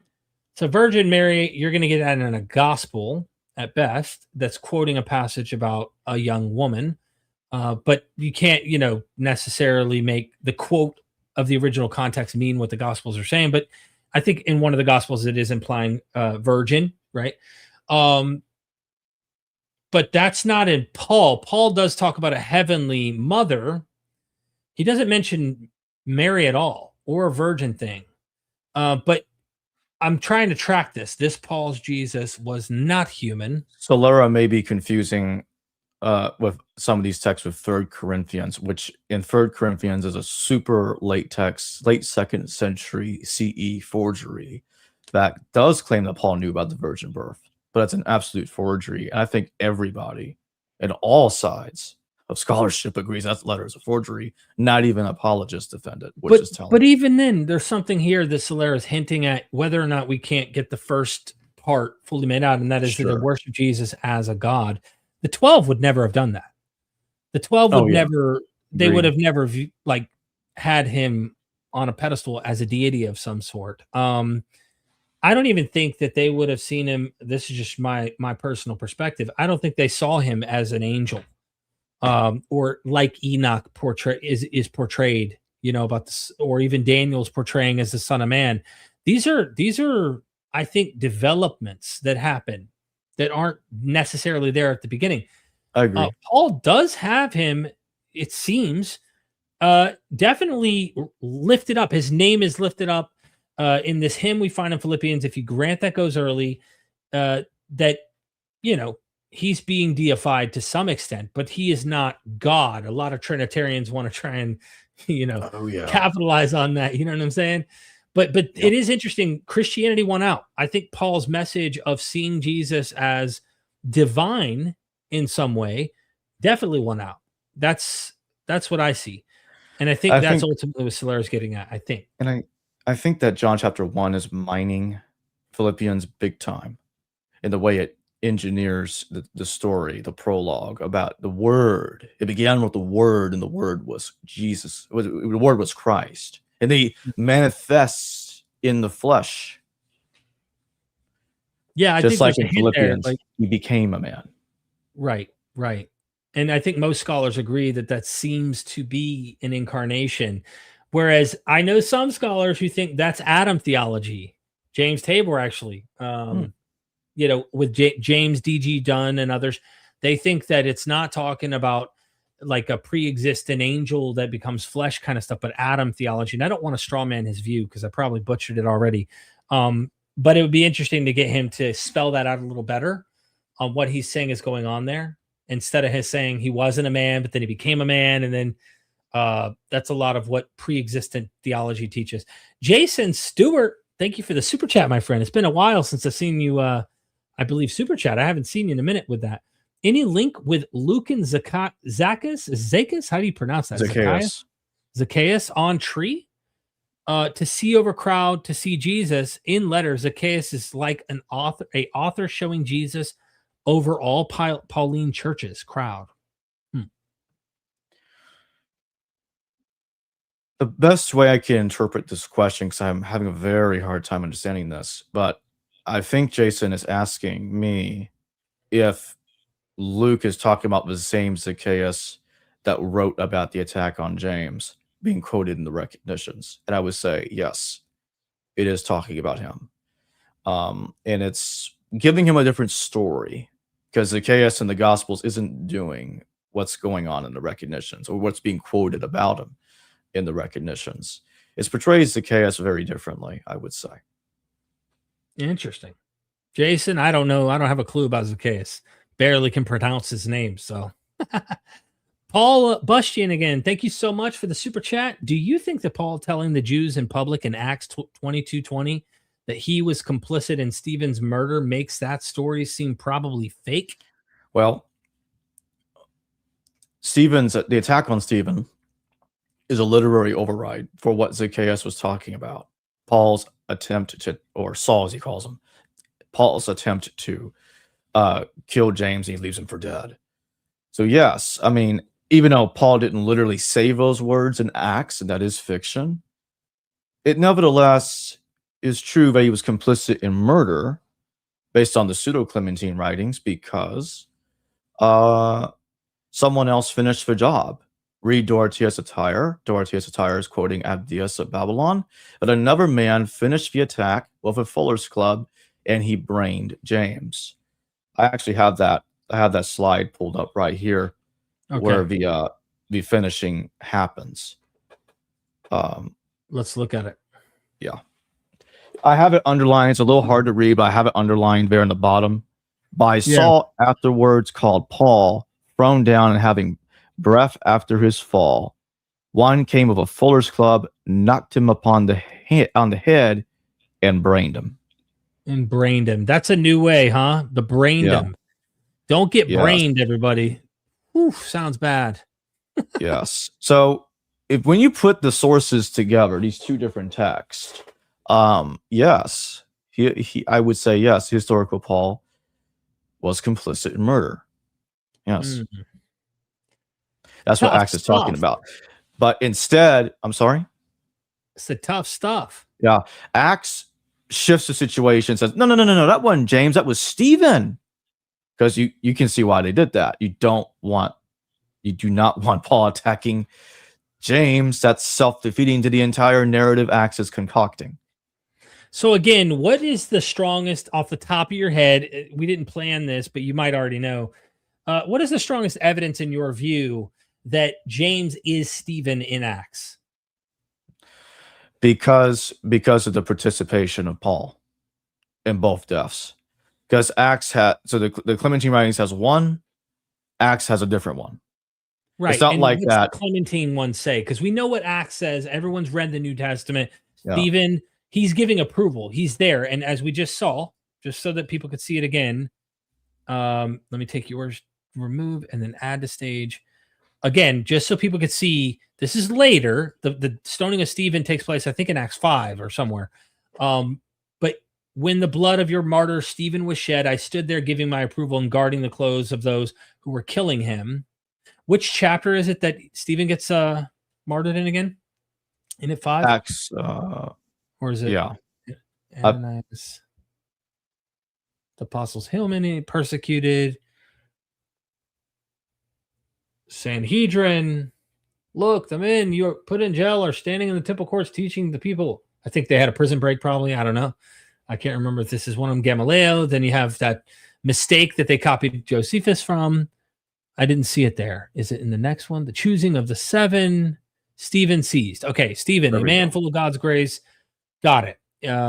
From members of the synagogue. So they stirred up the people. Okay, so we know he gets stoned to death here. And he says, I saw Jesus seated at the right hand of God. All of that. What is it that gives the clue in the other material as to why Paul is killing James in this? Do you have that off the top of your head, or? I'm just trying to check something real fast. Okay, feel free. You notice that Saul in Acts 8:1, it says Saul, it uses the name Saul, not Paul. It's very important. Saul wholeheartedly approved of their killing him. That's 8:1. Saul was there giving approval. So it's not using the word, it's not using Paul. He hasn't shifted yet. He's Saul right now. That's because in Zacchaeus' writing, he's also using Saul when he attacks James. That's one of my star evidence right there. Can we pull up that source, that Zacchaeus source, just to show people on screen, or is that possible? Do you have that prepared or not right now? I can, if you just give me 1 second, I can get it ready really fast. Because I have the entire Clementine recognitions in my computer. So got it. Moments. No worries, no rush. Hey, look, I'll address the next one. Solera Knight sent another super chat. Thank you so much for the super chat. Is Jesus worship idolatry? Clearly, I would say within Judaism, yeah. I would imagine, but it gets messy because a lot of these scholars that are reading the Gospels will say Jesus was the bearer of God's image on earth as a human, and that he wasn't God, but was sent by his Father, yet he receives worship. And this is why it's a mess, and Trinitarians love to capitalize on Jesus being worshiped in this way. I imagine Unitarians might do it as well. But clearly, if you're going down the path that there's one God, if you're going down the path that there's one God and Jesus is obviously a son of that God, he's not that God himself, I don't see why that wouldn't be. Oh, hold on. Missed you as well, Derek. Hope you are well. Jason, much better now, and missed you too. I'm glad I'm back in this saddle. Okay. We do have one more super chat after that, but let's get to it. Let's first let's look at your quote here. This is 2 chapters after it mentions that Saul attacked James. While therefore we abode in Jericho. I'm just going to read the first sentence. While wherefore we abode in Jericho and gave ourselves to prayer and fasting, James the bishop sent for me and sent me here to Caesarea, saying that Zacchaeus had written to him from Caesarea that one Simon, a Samaritan magician, was subverting many of our people, asserting that he was one stands, that is, in other words, the Christ, in the great power of the high God, which is superior to the creator of the world, at the same time that he showed many miracles and made some doubt, and others fall away to him. So the Recognitions is using this text and integrating it into its historical fiction, into its narrative, but it's essentially saying that it is getting its information that's been getting lately from Zacchaeus' correspondence. And so Acts, which is not using our Recognitions, of course, it's using that earlier material that Recognitions is talking about and also making use of, to reframe the situation as if it's the attack on Stephen rather than an attack on James. But where's the attack of James in here? It's not in this text? No. He's saying here, but he's talking about letters of Zacchaeus, which is 2 chapters. It's very close to the attack on James. It's just after. That's my point. It's telling you that it's getting its background information about this. Because notice it talks about James and Zacchaeus and James are writing to each other. That's my point. So he's giving a wink there that, okay, I'm actually getting my stuff from text. I wasn't there when it happened. I wasn't a contemporary.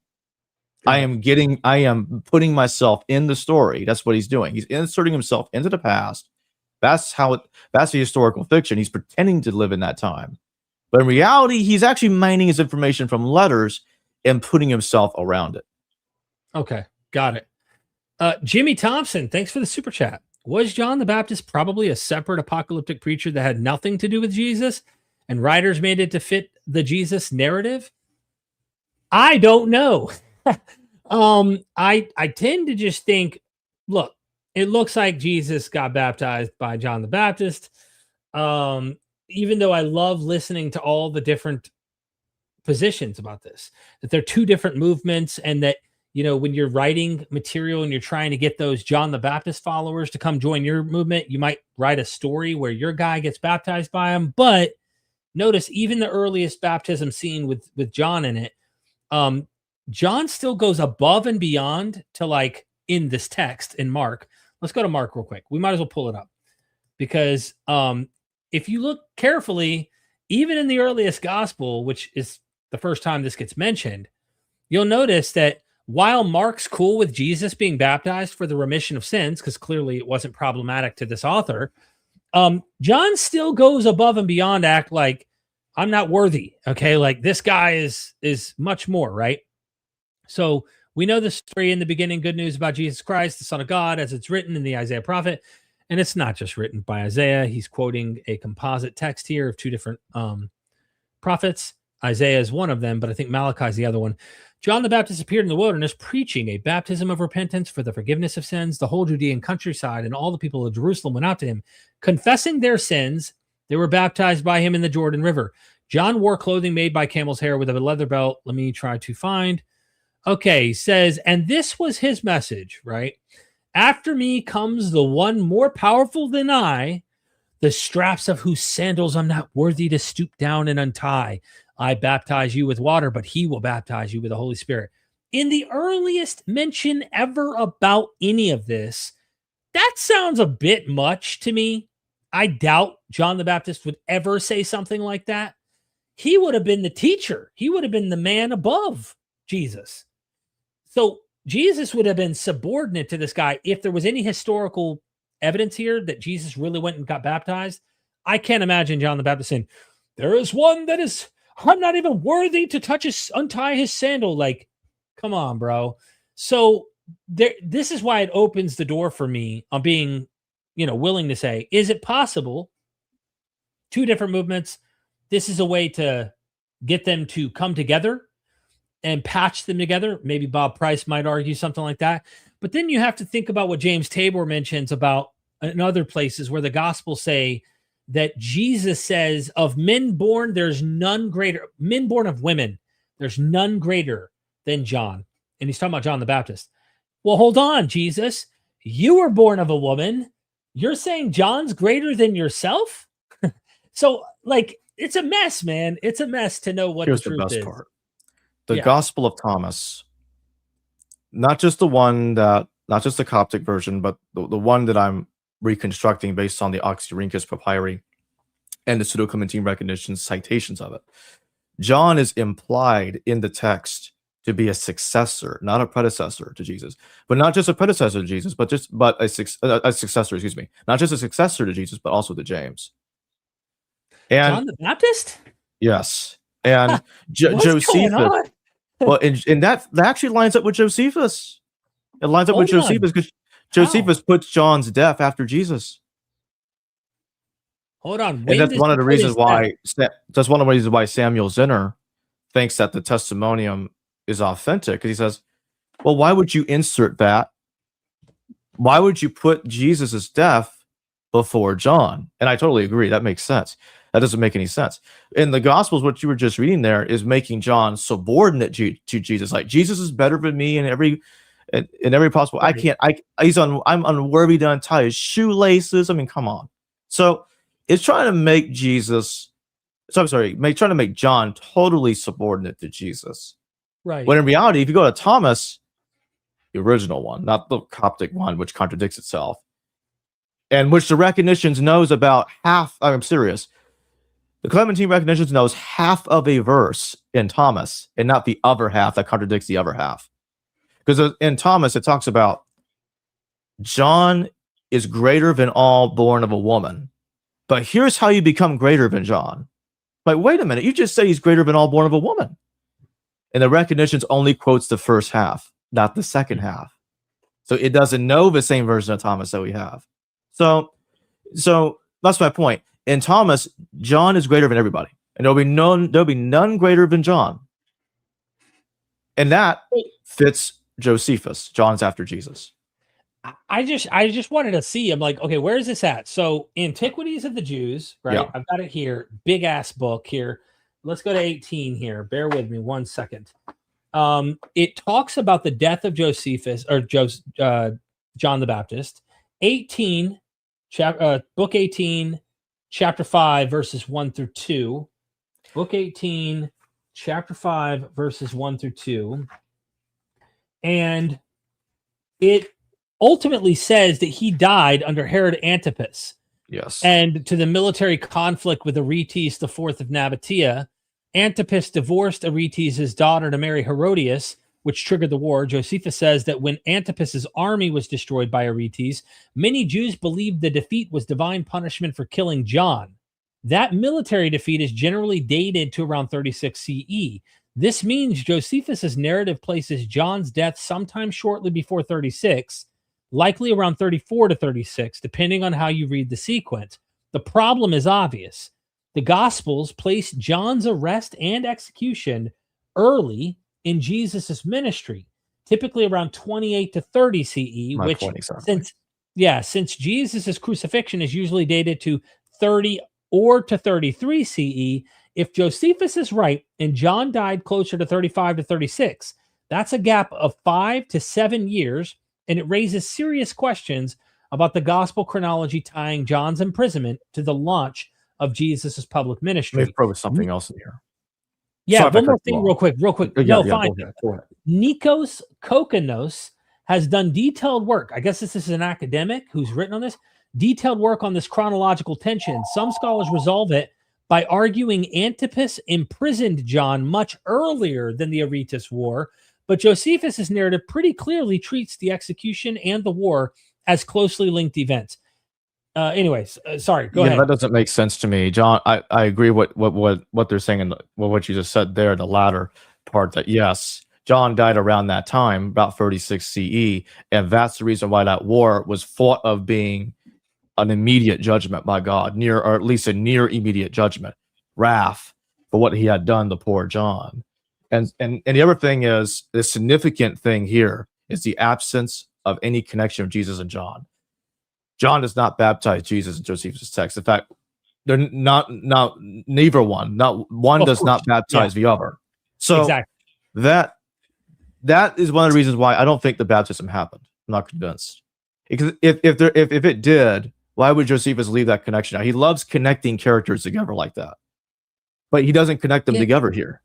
Yeah, you would think if stories are floating around, and the argument about the testimonium, I don't want to get lost in that, but I know you would think, I agree with you. Like, you would think that he would have done more to say, look, this is a follower of that guy, or he got baptized by this guy, the one called the Christ. The same way you see later with him, James, who brother of the so-called Christ, or the one called Christ. Like, you would think more connections would be made. Good question, Jimmy. You're the man. Great question. Next one is Doc Pluromanot in the house. Good to see you, Doc. Been a minute. Acts diffuses early Jerusalem volatility by splitting one temple, controversial leader, into two. Stephen takes the radical temple polemic and martyrdom, while James is recast as the stabilizing pillar. You want to comment on that?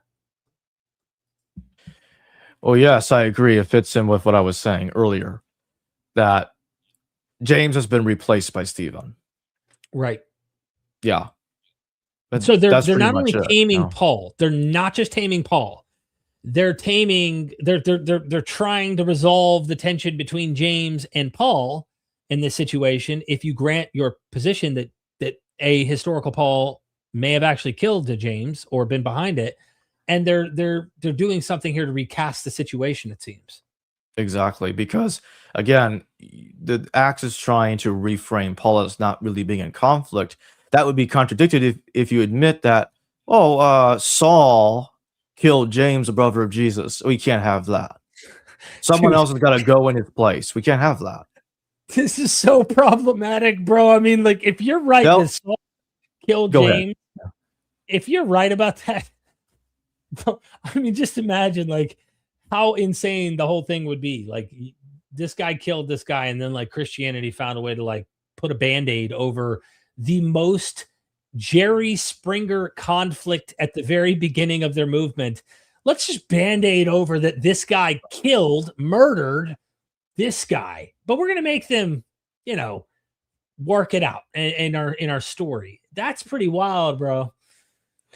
Yeah, that's why it doesn't make sense to me when some try to rescue the situation and say, no, pseudo-Clementine, they have this gibberish, incoherent idea that pseudo-Clementine recognitions is just post-Acts polemic against Paul. I'm like, no. Why would somebody make this stuff up? It doesn't make any sense. The fact that Acts even has to talk about Paul being as Saul, that's the important thing, to try to, it's like it's already trying to obscure something. Because who's this random Stephen? Right. Who is that? Right. That doesn't make any sense. But if it's about James, it makes total sense. And then Galatians, before Acts even gets on the scene, Galatians is already trying to sanitize. It's like, oh, it's just an argument. And James kind of shows up there just a little bit, but it's mostly between Paul and Cephas. We'll keep James largely out of this. I'm like, what is going on here? Well, it's this. It's Zacchaeus' letters. That was the problem. It was circulating. They couldn't get rid of it. And that was a problem. Dude, that's... Even if you can't go as far as saying Paul killed James, if it's hinting that he killed Stephen, I don't care. It doesn't matter. Well, technically, he didn't kill him. He said he's complicit in his death. He tried to kill him. Then somebody else, as part of his mob, killed him. But still, got it. Okay, but still, yes. Let me be careful. It's still bad. Careful. It's still ugly as hell. And then it's like it is. It's almost like look, I get it. People make mistakes, right? But could you think about the guy who murdered someone of your family or a friend of yours or something. That tension is already spelled there very early on in Acts. So even if you try to say, well, I think this is more propaganda later, there might be some of that in the pseudo-Clementines, clearly, but they're not working out of ex nihilo thin air. It's not like they just made it up. Right. Look at the important element, what they have in common. What they have in common is, yep. Yeah. So now let me. No, you please go ahead. Okay. I was just going to say, notice what they both have in common. It's not Saul finishing the job. It's others or some other. Saul attacks James, but he doesn't finish the job. It's somebody else in the recognitions. And Acts, he merely stands there and approve of his death. You see, they have a lot of thematic overlap. The wording is so airtight. Right. It's hard to separate them. The problem is he got saved and changed his mind, Jacob. Trust him. The Holy Spirit changed him, bro. I'm teasing with you. No, but one thing that is interesting, and I don't know how to pull this thread myself and unravel how to make sense of this, but in Greek, the word theomakoi gets used throughout Acts, especially with Gamaliel, when he stands up and gives his speech, which I don't think he did that at all. I think they made that up. Right, fiction.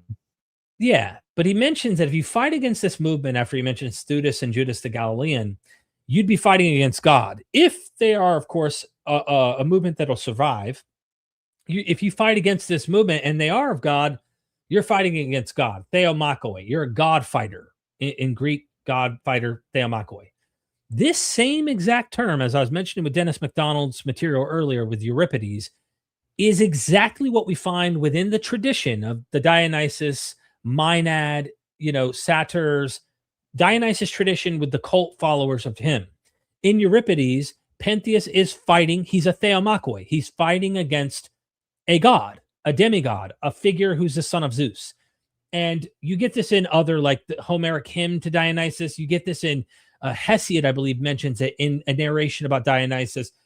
There's so much material about god fighters fighting against the cult of Dionysus, and the same Greek word gets used. So, what if it's all written and made up? I'm just throwing it out there that it's still not helpful, because if people take this stuff literally, it still doesn't work good, right? Most people will read this and thinking, oh, there's something there. It doesn't look good for your, in my opinion, for your movement at the start. And this is one of the main places a lot of apologists go to, and they go, listen, it must be from God, because this guy who was trying to kill them all had a change of heart. Why would he have a change of heart if it wasn't God who really made him change his heart? Right? I am much more prone to be cautious and just skeptical and say, hold on, this might be just literary. But if this guy did change his heart and we take this all literally, that's like pretending that people who don't commit, say like prison guards, they've done a study on like people in modern times, prison guards who are harsh on inmates, eventually often bend to the inmates, you know, they empathize with the people that are in these cages, these human beings that they're treating like crap. Eventually they end up becoming someone who sides with them over time. And that's something that can happen. But anyway, I just wonder how much of it's fiction, man. That's all I'm saying. How much of this is fiction, bro? Well, all I have to say about that is I think the big problem with trying to rescue the conversion narrative is first Clement's ignorance. Clement not talking about that. That's a really big problem. And since he is quoting material that would later end up in First Corinthians, that makes it even worse. So he knows about material that eventually becomes part of the Corinthian correspondence, as it is, of course, later expanded and forged shortly after Clement's death. And so that's the problem. He doesn't really know about this. This conversion, that's why it really seems to me like this conversion is a canonical creation, which later gets expanded in Acts. Got it. Huh. It's still fun to do. Doc, you're the man. Thank you so much for the super chat, my friend. Jason is back. Jason Stewart, 7834. Thank you again, my friend.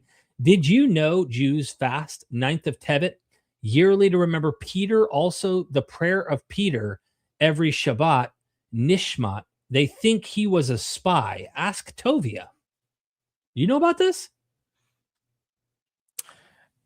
I remember something like that vaguely. Yes. I don't know why they think that. But I heard something about this before. But I just didn't pay much attention to it. I don't know what to make of it. I don't know much about it. Yeah, let me do something here. I hate leaving super chatters hanging, but I'm going to run this through. Look, man, right now, I think the going model AI, if you're into the AI stuff, is Claude.ai Opus 4.6. Oh, yeah, and great. This one's pretty good. No matter what you do, always double check sources. Absolutely. But I am just throwing it in there to have it read it real quick. I took the screenshot of the super chat. Let's just see what it does. I'm curious. I'm curious. Do you want me to share the screen so you can see it with me? Yeah, go ahead. Okay, let me do that.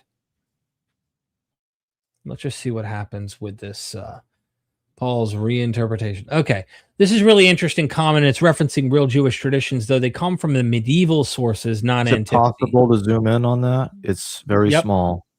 Yes, it is. A little more. Why does it keep That's much better. Yeah. Okay, here we go. So it's saying this is medieval sources, not antiquity, right? The 9th of Tevet, the commenter is right that there is a fast on the 9th of Tevet, though it's a minor fast overshadowed by the 10th of Tevet, commemorating Nebuchadnezzar's siege of Jerusalem.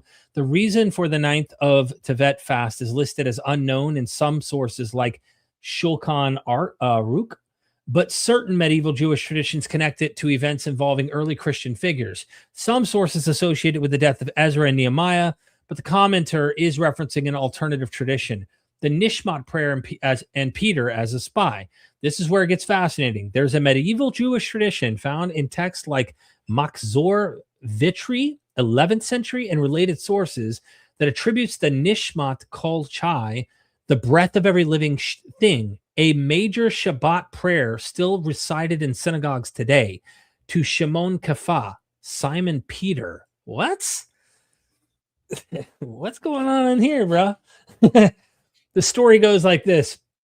Peter wasn't actually a Christian at all. Oh, snap. We got to pull on this yarn, dude. I imagine this could play into, I mean, I know this is late, but who knows? What if this does have some like early memory of this split? You right? know what it feels like to me? Huh. It feels like a total inversion. This is my Ante-Nicene Fathers Volume 8 copy. This is where this has the Clementine literature in it. Let me do that again. Do that again. Your full screen. Everybody wants to see that. Yeah. Okay. Yeah. So there is a little letter in here about it's a letter of James to Peter and Peter to James. And in it, they're talking about how my words are being corrupted. And they're talking about an enemy that in the way they're talking about him, it's like they're being infiltrated. So it's like it's taking that what they're talking about there and turning it on its head, saying, no, they're not talking about someone infiltrating.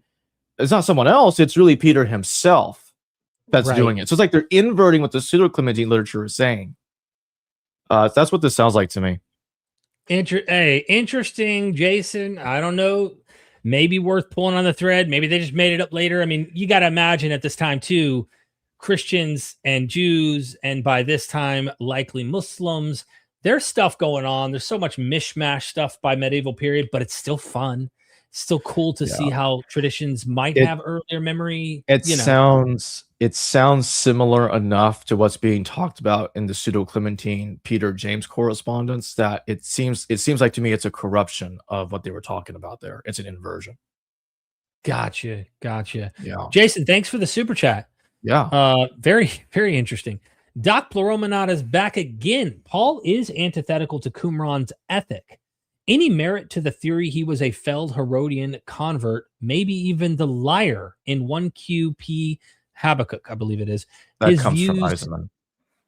His views clash so hard with the righteous one, it feels personal. Yeah. I already addressed this in a way earlier when I talked about that. Those ideas that he's a Herodian, those elements were taken from canonical Paul's use of Josephus. So all of those elements come from using Josephus. Now, that is not to say that the actual historical Paul in the 30 CE, the original one, the one that attacked James, because that's when he lived. That's the height of his lifetime. That's the final decade of his life.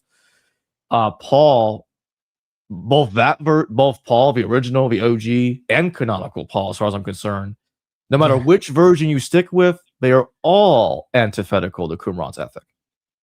No matter which version you're going with, in one way or the other. Now, with the original Paul, when you look at the recognitions and the material that he's quoting from Zacchaeus, he seems to be working with the high priest Caiaphas. And Caiaphas is trying to hunt these people down. And Caiaphas was part of the pro-Roman movement in the government. People that were like, no, don't cause trouble for the Romans. And because Pilate and Caiaphas were both removed from power at the same time in about 37 CE. So Pilate was removed, Caiaphas was removed, and it's obvious why both were removed, because the Romans thought they were being too extreme in what they were doing and persecuting and putting down rebellions. Because Pilate was being criticized for one massacre after another. Just read Philo, read Josephus. They're very, very critical of Pilate. So them both being removed at the same time, not a coincidence. They were cleaning house. They wanted to put people they thought were better in charge in their place. Interesting. God, there's so much here. Doc, I don't have anything to say. I just know that, as you know, there's several scholars who would probably give pushback on trying to say that the liar in that Qumran text is Paul. I would agree with that. Yeah. Yeah, I think that it's interesting to find out that when you have cult movements of people and followers, you're going to have people who are probably going to call people liars, and you get that all throughout the New Testament. Watch out for the antichrists. They're for the liars and all that kind of stuff. There's going to be tons of that material. I'm with the consensus on when it comes to the Dead Sea Scrolls. I do not agree with Eisenman. I think the problem is the Damascus document. Like, it's pretty clear to me that's putting the righteous teacher in the 2nd century BC. I know some people that want to defend radical views like Eisenman will try to dance around it or try to play calendar games with me. But I'm like, no, I'm not buying it. Not for 2 seconds. It's still interesting, though. It is. I mean, you don't have to draw Eisenman's conclusion that this is Paul. It's interesting to just find out that Jewish movements clearly have people of light, people of darkness, liars and righteous ones throwing that around. And who knows, the tradition may just be continuing on, and in-group, out-group, debate and arguments about they're not like us is still going on in the first century, but it already started way back here. Solera Knight, thank you so much for the super chat. Peter was a Yahwish. I think they mean a Yahwist, I imagine. I mean, if he's a Torah Orthodox Jew, that would kind of go without saying. Yeah, that's obvious for sure. I don't know how else to trust that. Yeah, no, I think that's for sure. But maybe they're referring to this this comment by Jason. Again, Jason, thank you for the super chat. Tovia Singer believes this. I think the spy is Paul. So again, just bringing that Claude back up, you'll notice it says it's Peter, right? The prayers for Peter. The prayers for Peter, as you see, and all that, and that Peter wasn't actually a Christian at all. He ends up being a secret agent sent by the rabbis to infiltrate the early Christian movement and create a clear separation between Judaism and Christianity. That seems to have the wrong guy, though, right? Because you would think, well, here's what's funny. It's the inversion. That's what I just said earlier. It's an inversion of the Pseudo-Clementine literature. Because if you look at the Pseudo-Clementine literature, who's Paul working for? He's the one working for the high priest. Saul's working for the high priest, so he's hunting down James. So I'm just gonna say in the Pseudo-Clementine, is it Intine literature? A spy? Is that a fair way to? No, I don't. I think it's going to say no and get confused. I think it's going to say working for Caiaphas, and I still don't know if it's going to say yes to that, because it's the way Caiaphas reacts to the situation after James is attacked. But I'm getting the inference. You've forgotten A before the I. It's another A. Oh, sorry. Yeah. There you go. Or acting like this. I guess the way I'd want to phrase this is working for Caiaphas, or acting like this. This source is like this source mentioning Peter as a spy. Am I saying that right? Yeah, mentioning Peter as a spy. Question mark. I'm just gonna see what it says. They asked us to. No, never mind. You put it in. AI will figure it out. It'll chop it up. This is Opus 4.6. So let's see what it says. Recalling Pseudo-Clementine portrayals of Paul's allegiances, but hopefully it'll be able to kind of figure out, okay, hold on, there is a problem, it'll figure it out. It's pretty smart, this model here. Great question. The answer is really important for the Paul stream, because Pseudo-Clementine literature gives us what may be the oldest surviving Jewish Christian perspective on Paul, and it's brutal.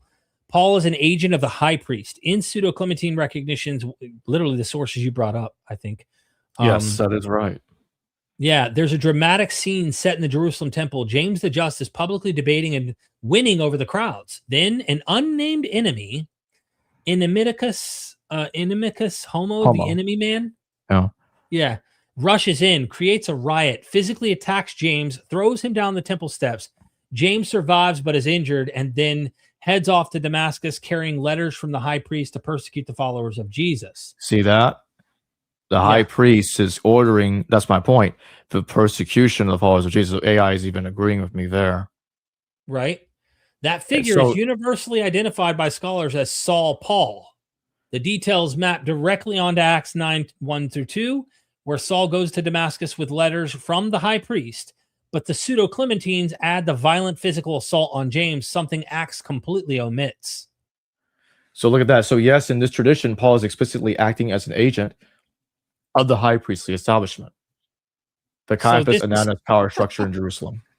Oh, snap. So dude, this is crazy, bro. Yeah, that's what I said. This is just wild. Pretty much. Isn't that just wild? Gosh, that's wild. Oh, we got a super chat. Fish in a tie. Thank you for super chatting. Toledet Yeshu is a Jewish polemic. Do not trust it. I'm not using it. I'm not using that at all. I know that's a super, super ultra late text. I'm not using that. Yeah. I'm not getting any of my information from that. Yeah, you're just ultimately saying, and I believe you're trying to make the point, is that there seems to be a changing of the tradition, obviously in the Toledet Yeshu, but it also still stems from an earlier, older all tradition. the text I'm using, even the final version of the recognitions, is way older than the Toledet Yeshu. That's how late the Toledet Yeshu is. It's like late first millennium late first millennium CE. Got it. Super late. I think it would be crazy for anyone to use that thing as a source for history. Yeah, Claude was using it, but Claude was using it because it goes on to say, right? It mentions it here, but it's not trying to act like that's what the recognitions are saying. I can tell that it's primarily using the recognitions and sticking to it. It's not really using the Toledet. Yeah, not in this section. Above, in the previous stuff that the commenter brought up, that was where it was bringing that up, because that's the Jewish material. He wasn't paying attention to you scrolling down, because we were passing that up to the other. Or maybe I Fish in the Tie was actually just referencing this tradition and not mentioning the pseudo. Yeah. I think I might be late to his super chat. That is what I think. That he just wasn't paying attention to when we were scrolling. I apologize. Down. Yeah, I apologize. I Fish in the Tie. I thought that's what I thought. So again, we're wanting to be, on the same page here. Okay. Yeah, dude, this is crazy, bro. I'm not gonna lie. This is pretty wild stuff. And I think that beef, scholars who try to patch over that and just pretend, well, when Galatians had them argue and Paul says to his face, you hypocrite, soon as they come, the Jews come, you separated from the Gentiles, or James sending spies, or his saying in 2 Corinthians, those super apostles, we have constant struggle, beef, it seems, going on right there at the outset. They just want to patch it over because, well, just read 2 Peter. Why don't you just read 2 Peter, where he talks about, my brother Paul, he's hard to understand. We're on the same page. We agree on everything. Like, come on. That sounds like a late Acts style document that's trying to make them get along and not an earlier memory. And what Zacchaeus looks like is stage 1, the beginning. We are extreme enemies. We are physically fighting each other. That's what you see in the recognitions. It's violent. Whereas it gets less violent, it gets argumentative, and then all of a sudden it's like, oh, we're all in agreement. We're all hugging each other. We're all friends here at stage 3, which is La La Land. Ridiculous. Like, oh, there's no fight. Who cares? Oh, gosh. Bygones be bygones. Yeah, Steve says Paul is multiple people, right? Well, it's the way I look at it is you have different individuals that are altering the original Paul's life. Paul's being rebooted. It's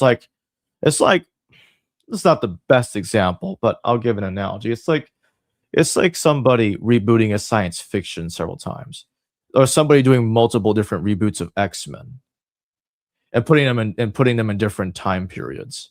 That's kind of what's going on. So Paul's just getting reboot, one historical fictional reboot after the other. Acts reboots Paul, gives him a life, doesn't really care about Paul's letters, so it doesn't talk about him writing those letters. He just talks about a different version, different take of his life.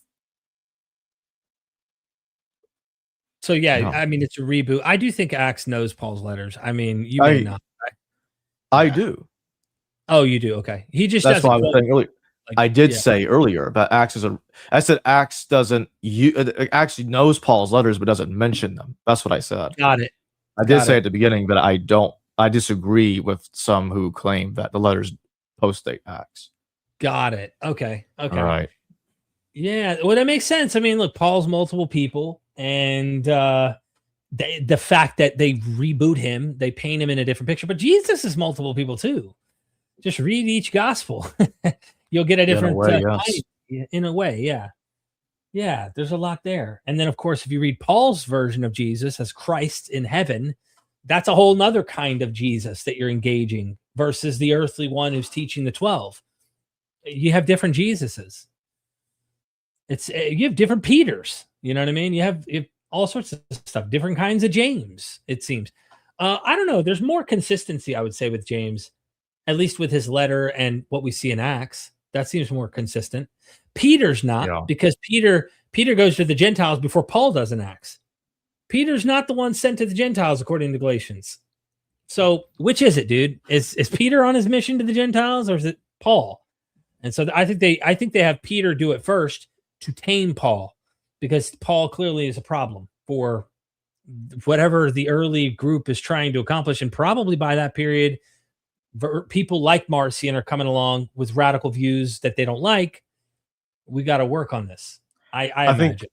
I think in 97 CE, when Saul of Giscala, the person that I think wrote the canonical letters along with Timothy, Silas, and Sophanes, and Tertius, he's putting these letters together. Then you have James, and James. What's interesting about James is that Epiphanius puts a James as a contemporary in the 90s with Corinthus, a so-called early heretic. And I think they're putting these letters together to try to harmonize. They're trying to put themselves they're stepping into the shoes of the earlier Paul and James and Peter. It's like they're trying to retroject their theological conflict, their argumentation into the past. And they're doing this to sanitize the past. Like, to them, they're going to be like, we're going to deal with two problems with one answer. And we're going to, by putting ourselves in the literature back into the past, we deal with we get rid of one problem. We get rid of Paul attacking James, and we replace it with our argumentation.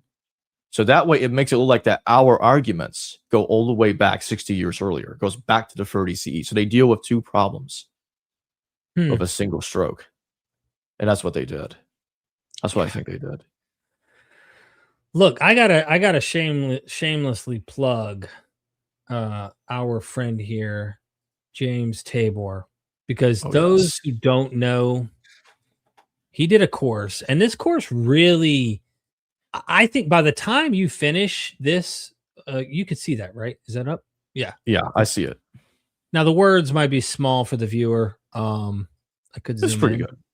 Is it? Okay, I'll zoom in. Yeah, that's good enough. So he did. So it turns into a 16-part lecture series, and then we got bonus included material in this course. But he also is doing 6 Zooms, right, with students. And I mean, bro, he's checking off all the boxes. Like, James is going through so much material that, and this is James the Just you're looking at right here. This is the 1st century James right there on the far right of this thumbnail right here. But I love his teaching style, his down-to-earth way, and how he breaks down what's going on. And he believes there is a division, there is a rift. And so we were thinking of a title, and of course, James is the one who has the final say on anything. And he's like, dude, what about Christianity before Paul? And I'm like, that makes perfect sense. He goes, no matter what title we come up with, it's going to be a problem, right? What Jesus Judaism movement? I mean, like, what are you going to call it, right? Well, it's before Paul, and it's kind of funny because it's not really Christianity. It's a form of Judaism, apocalyptic Judaism. And he goes through all of these. I pinned the course at the top in the comment section.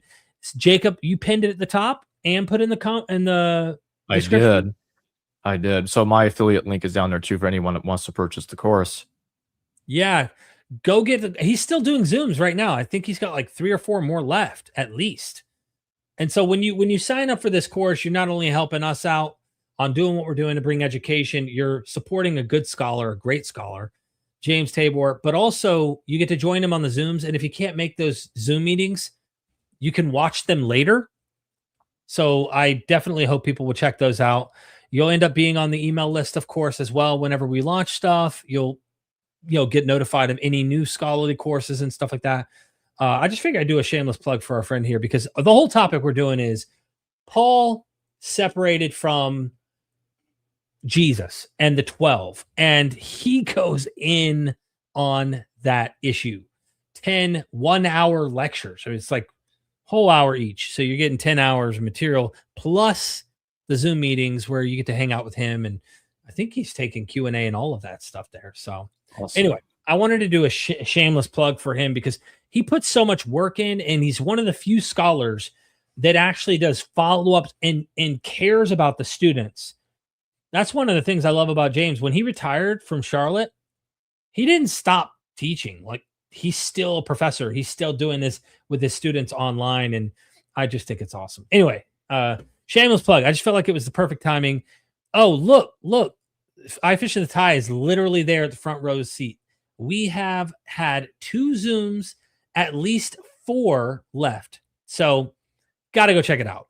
Gotta go. I binged this course in a week. So it's a good course, I'm telling you. Anyway, so anything from you, Jacob? Because I feel like we could go on and on, obviously. Right. I want to make sure we cover everything, though, that you wanted to cover, because this is a dual stream. Right. Before we wrap I think things I up. did, actually. I think I did. Don't really have much more to add.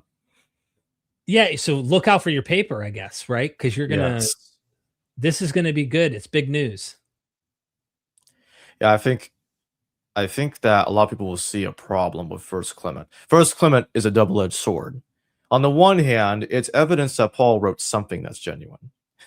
On the other hand, you can't know much about it. And he seems to have died a lot earlier in time than people think. Way before 66 CE. I actually think he died around 39 CE. I rely on Zacchaeus' letters to get that precise. And I'm not saying that Zacchaeus is that precise, but it's I suppose you could say it's the best guess I can come up with. But one way or the other, he did die way before 66 CE. That I can say with certainty. The idea he died under Nero is it's spinning off of Josephus about Solus and his brother Castabris appearing before Emperor Nero. It's not real history. Yeah. Interesting. Yeah. Great show, Jacob. Hypatia. Thank you. I don't know if Hypatia is the same person who told me that I had them blocked. And I think it is. I think I remember that. Hypatia, I don't see your name on any of the lists that says that you're blocked. I don't understand that. That's so weird. So I don't know what's going on with that. I've looked, you know how you can look and see names that are blocked. I don't understand. So I do think you did great today, Jacob. I really enjoyed learning with you and from you. It's really, really interesting to think about these things. You know, we're not dogmatic, but some clues seem to hint at stuff that makes us go, what's something's happening, something big, you know? Yeah, I enjoyed this conversation too. Really, really glad to be here. This was fun. Yeah, we're gonna do more, and we might as well shamelessly plug too. We have let me shamelessly plug you real quick to my audience. If you haven't and you're watching Myth Vision, go subscribe to History Valley. Go show some love to our content creators here who are bringing you scholarship after scholarship. I mean, just there's so many academics Jacob brings on all the time, interview after interview. You have way more than I do in terms of scholar varieties. And I'm looking up to you at this point to try and, you know, get more names, new scholars, different academics, along with the ones we already have created relationships with. So be sure to subscribe to History Valley. If you haven't already, I'm going to put that in the chat right now. So if you're watching this later, you can look over in the comment section and be able to see on your computers. I'm not sure if it works on phones, but I just put it in the chat so everybody can go to YouTube, look up History Valley, go subscribe to him. And then the final plug I'd like to make would be our episode that we're going to do, which we've already set up. And on my or your channel, I just want to mention it, where later on we are going to go through some information on Ishkur, which is this interesting god live. Let's go to live. I got a bunch of live set up too. So tomorrow I'm going live at 5 p.m. Day after, same thing. But you and me will be going over this god Ishkur turning into Yahweh. Here it is. And yeah, this one right here. Just a storm god. Stay tuned. Right? Yep. Anyway, Jacob, love you. Love you, man. Thank you for coming on and hanging out with me. Man. Absolutely, man. Any final words? No, that's it. Nice. Nope. Stay tuned. Look, don't mind my outro. My outro showing up on History Valley, but it's just something to let you enjoy at the final scene here. Jacob, until next time, man. Thanks a lot. Thanks, Derek. Have a good one. You too.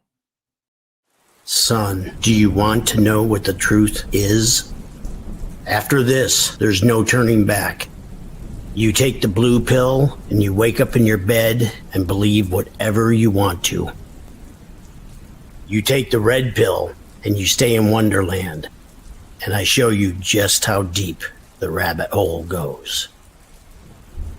Remember, all I'm offering is the truth, nothing more.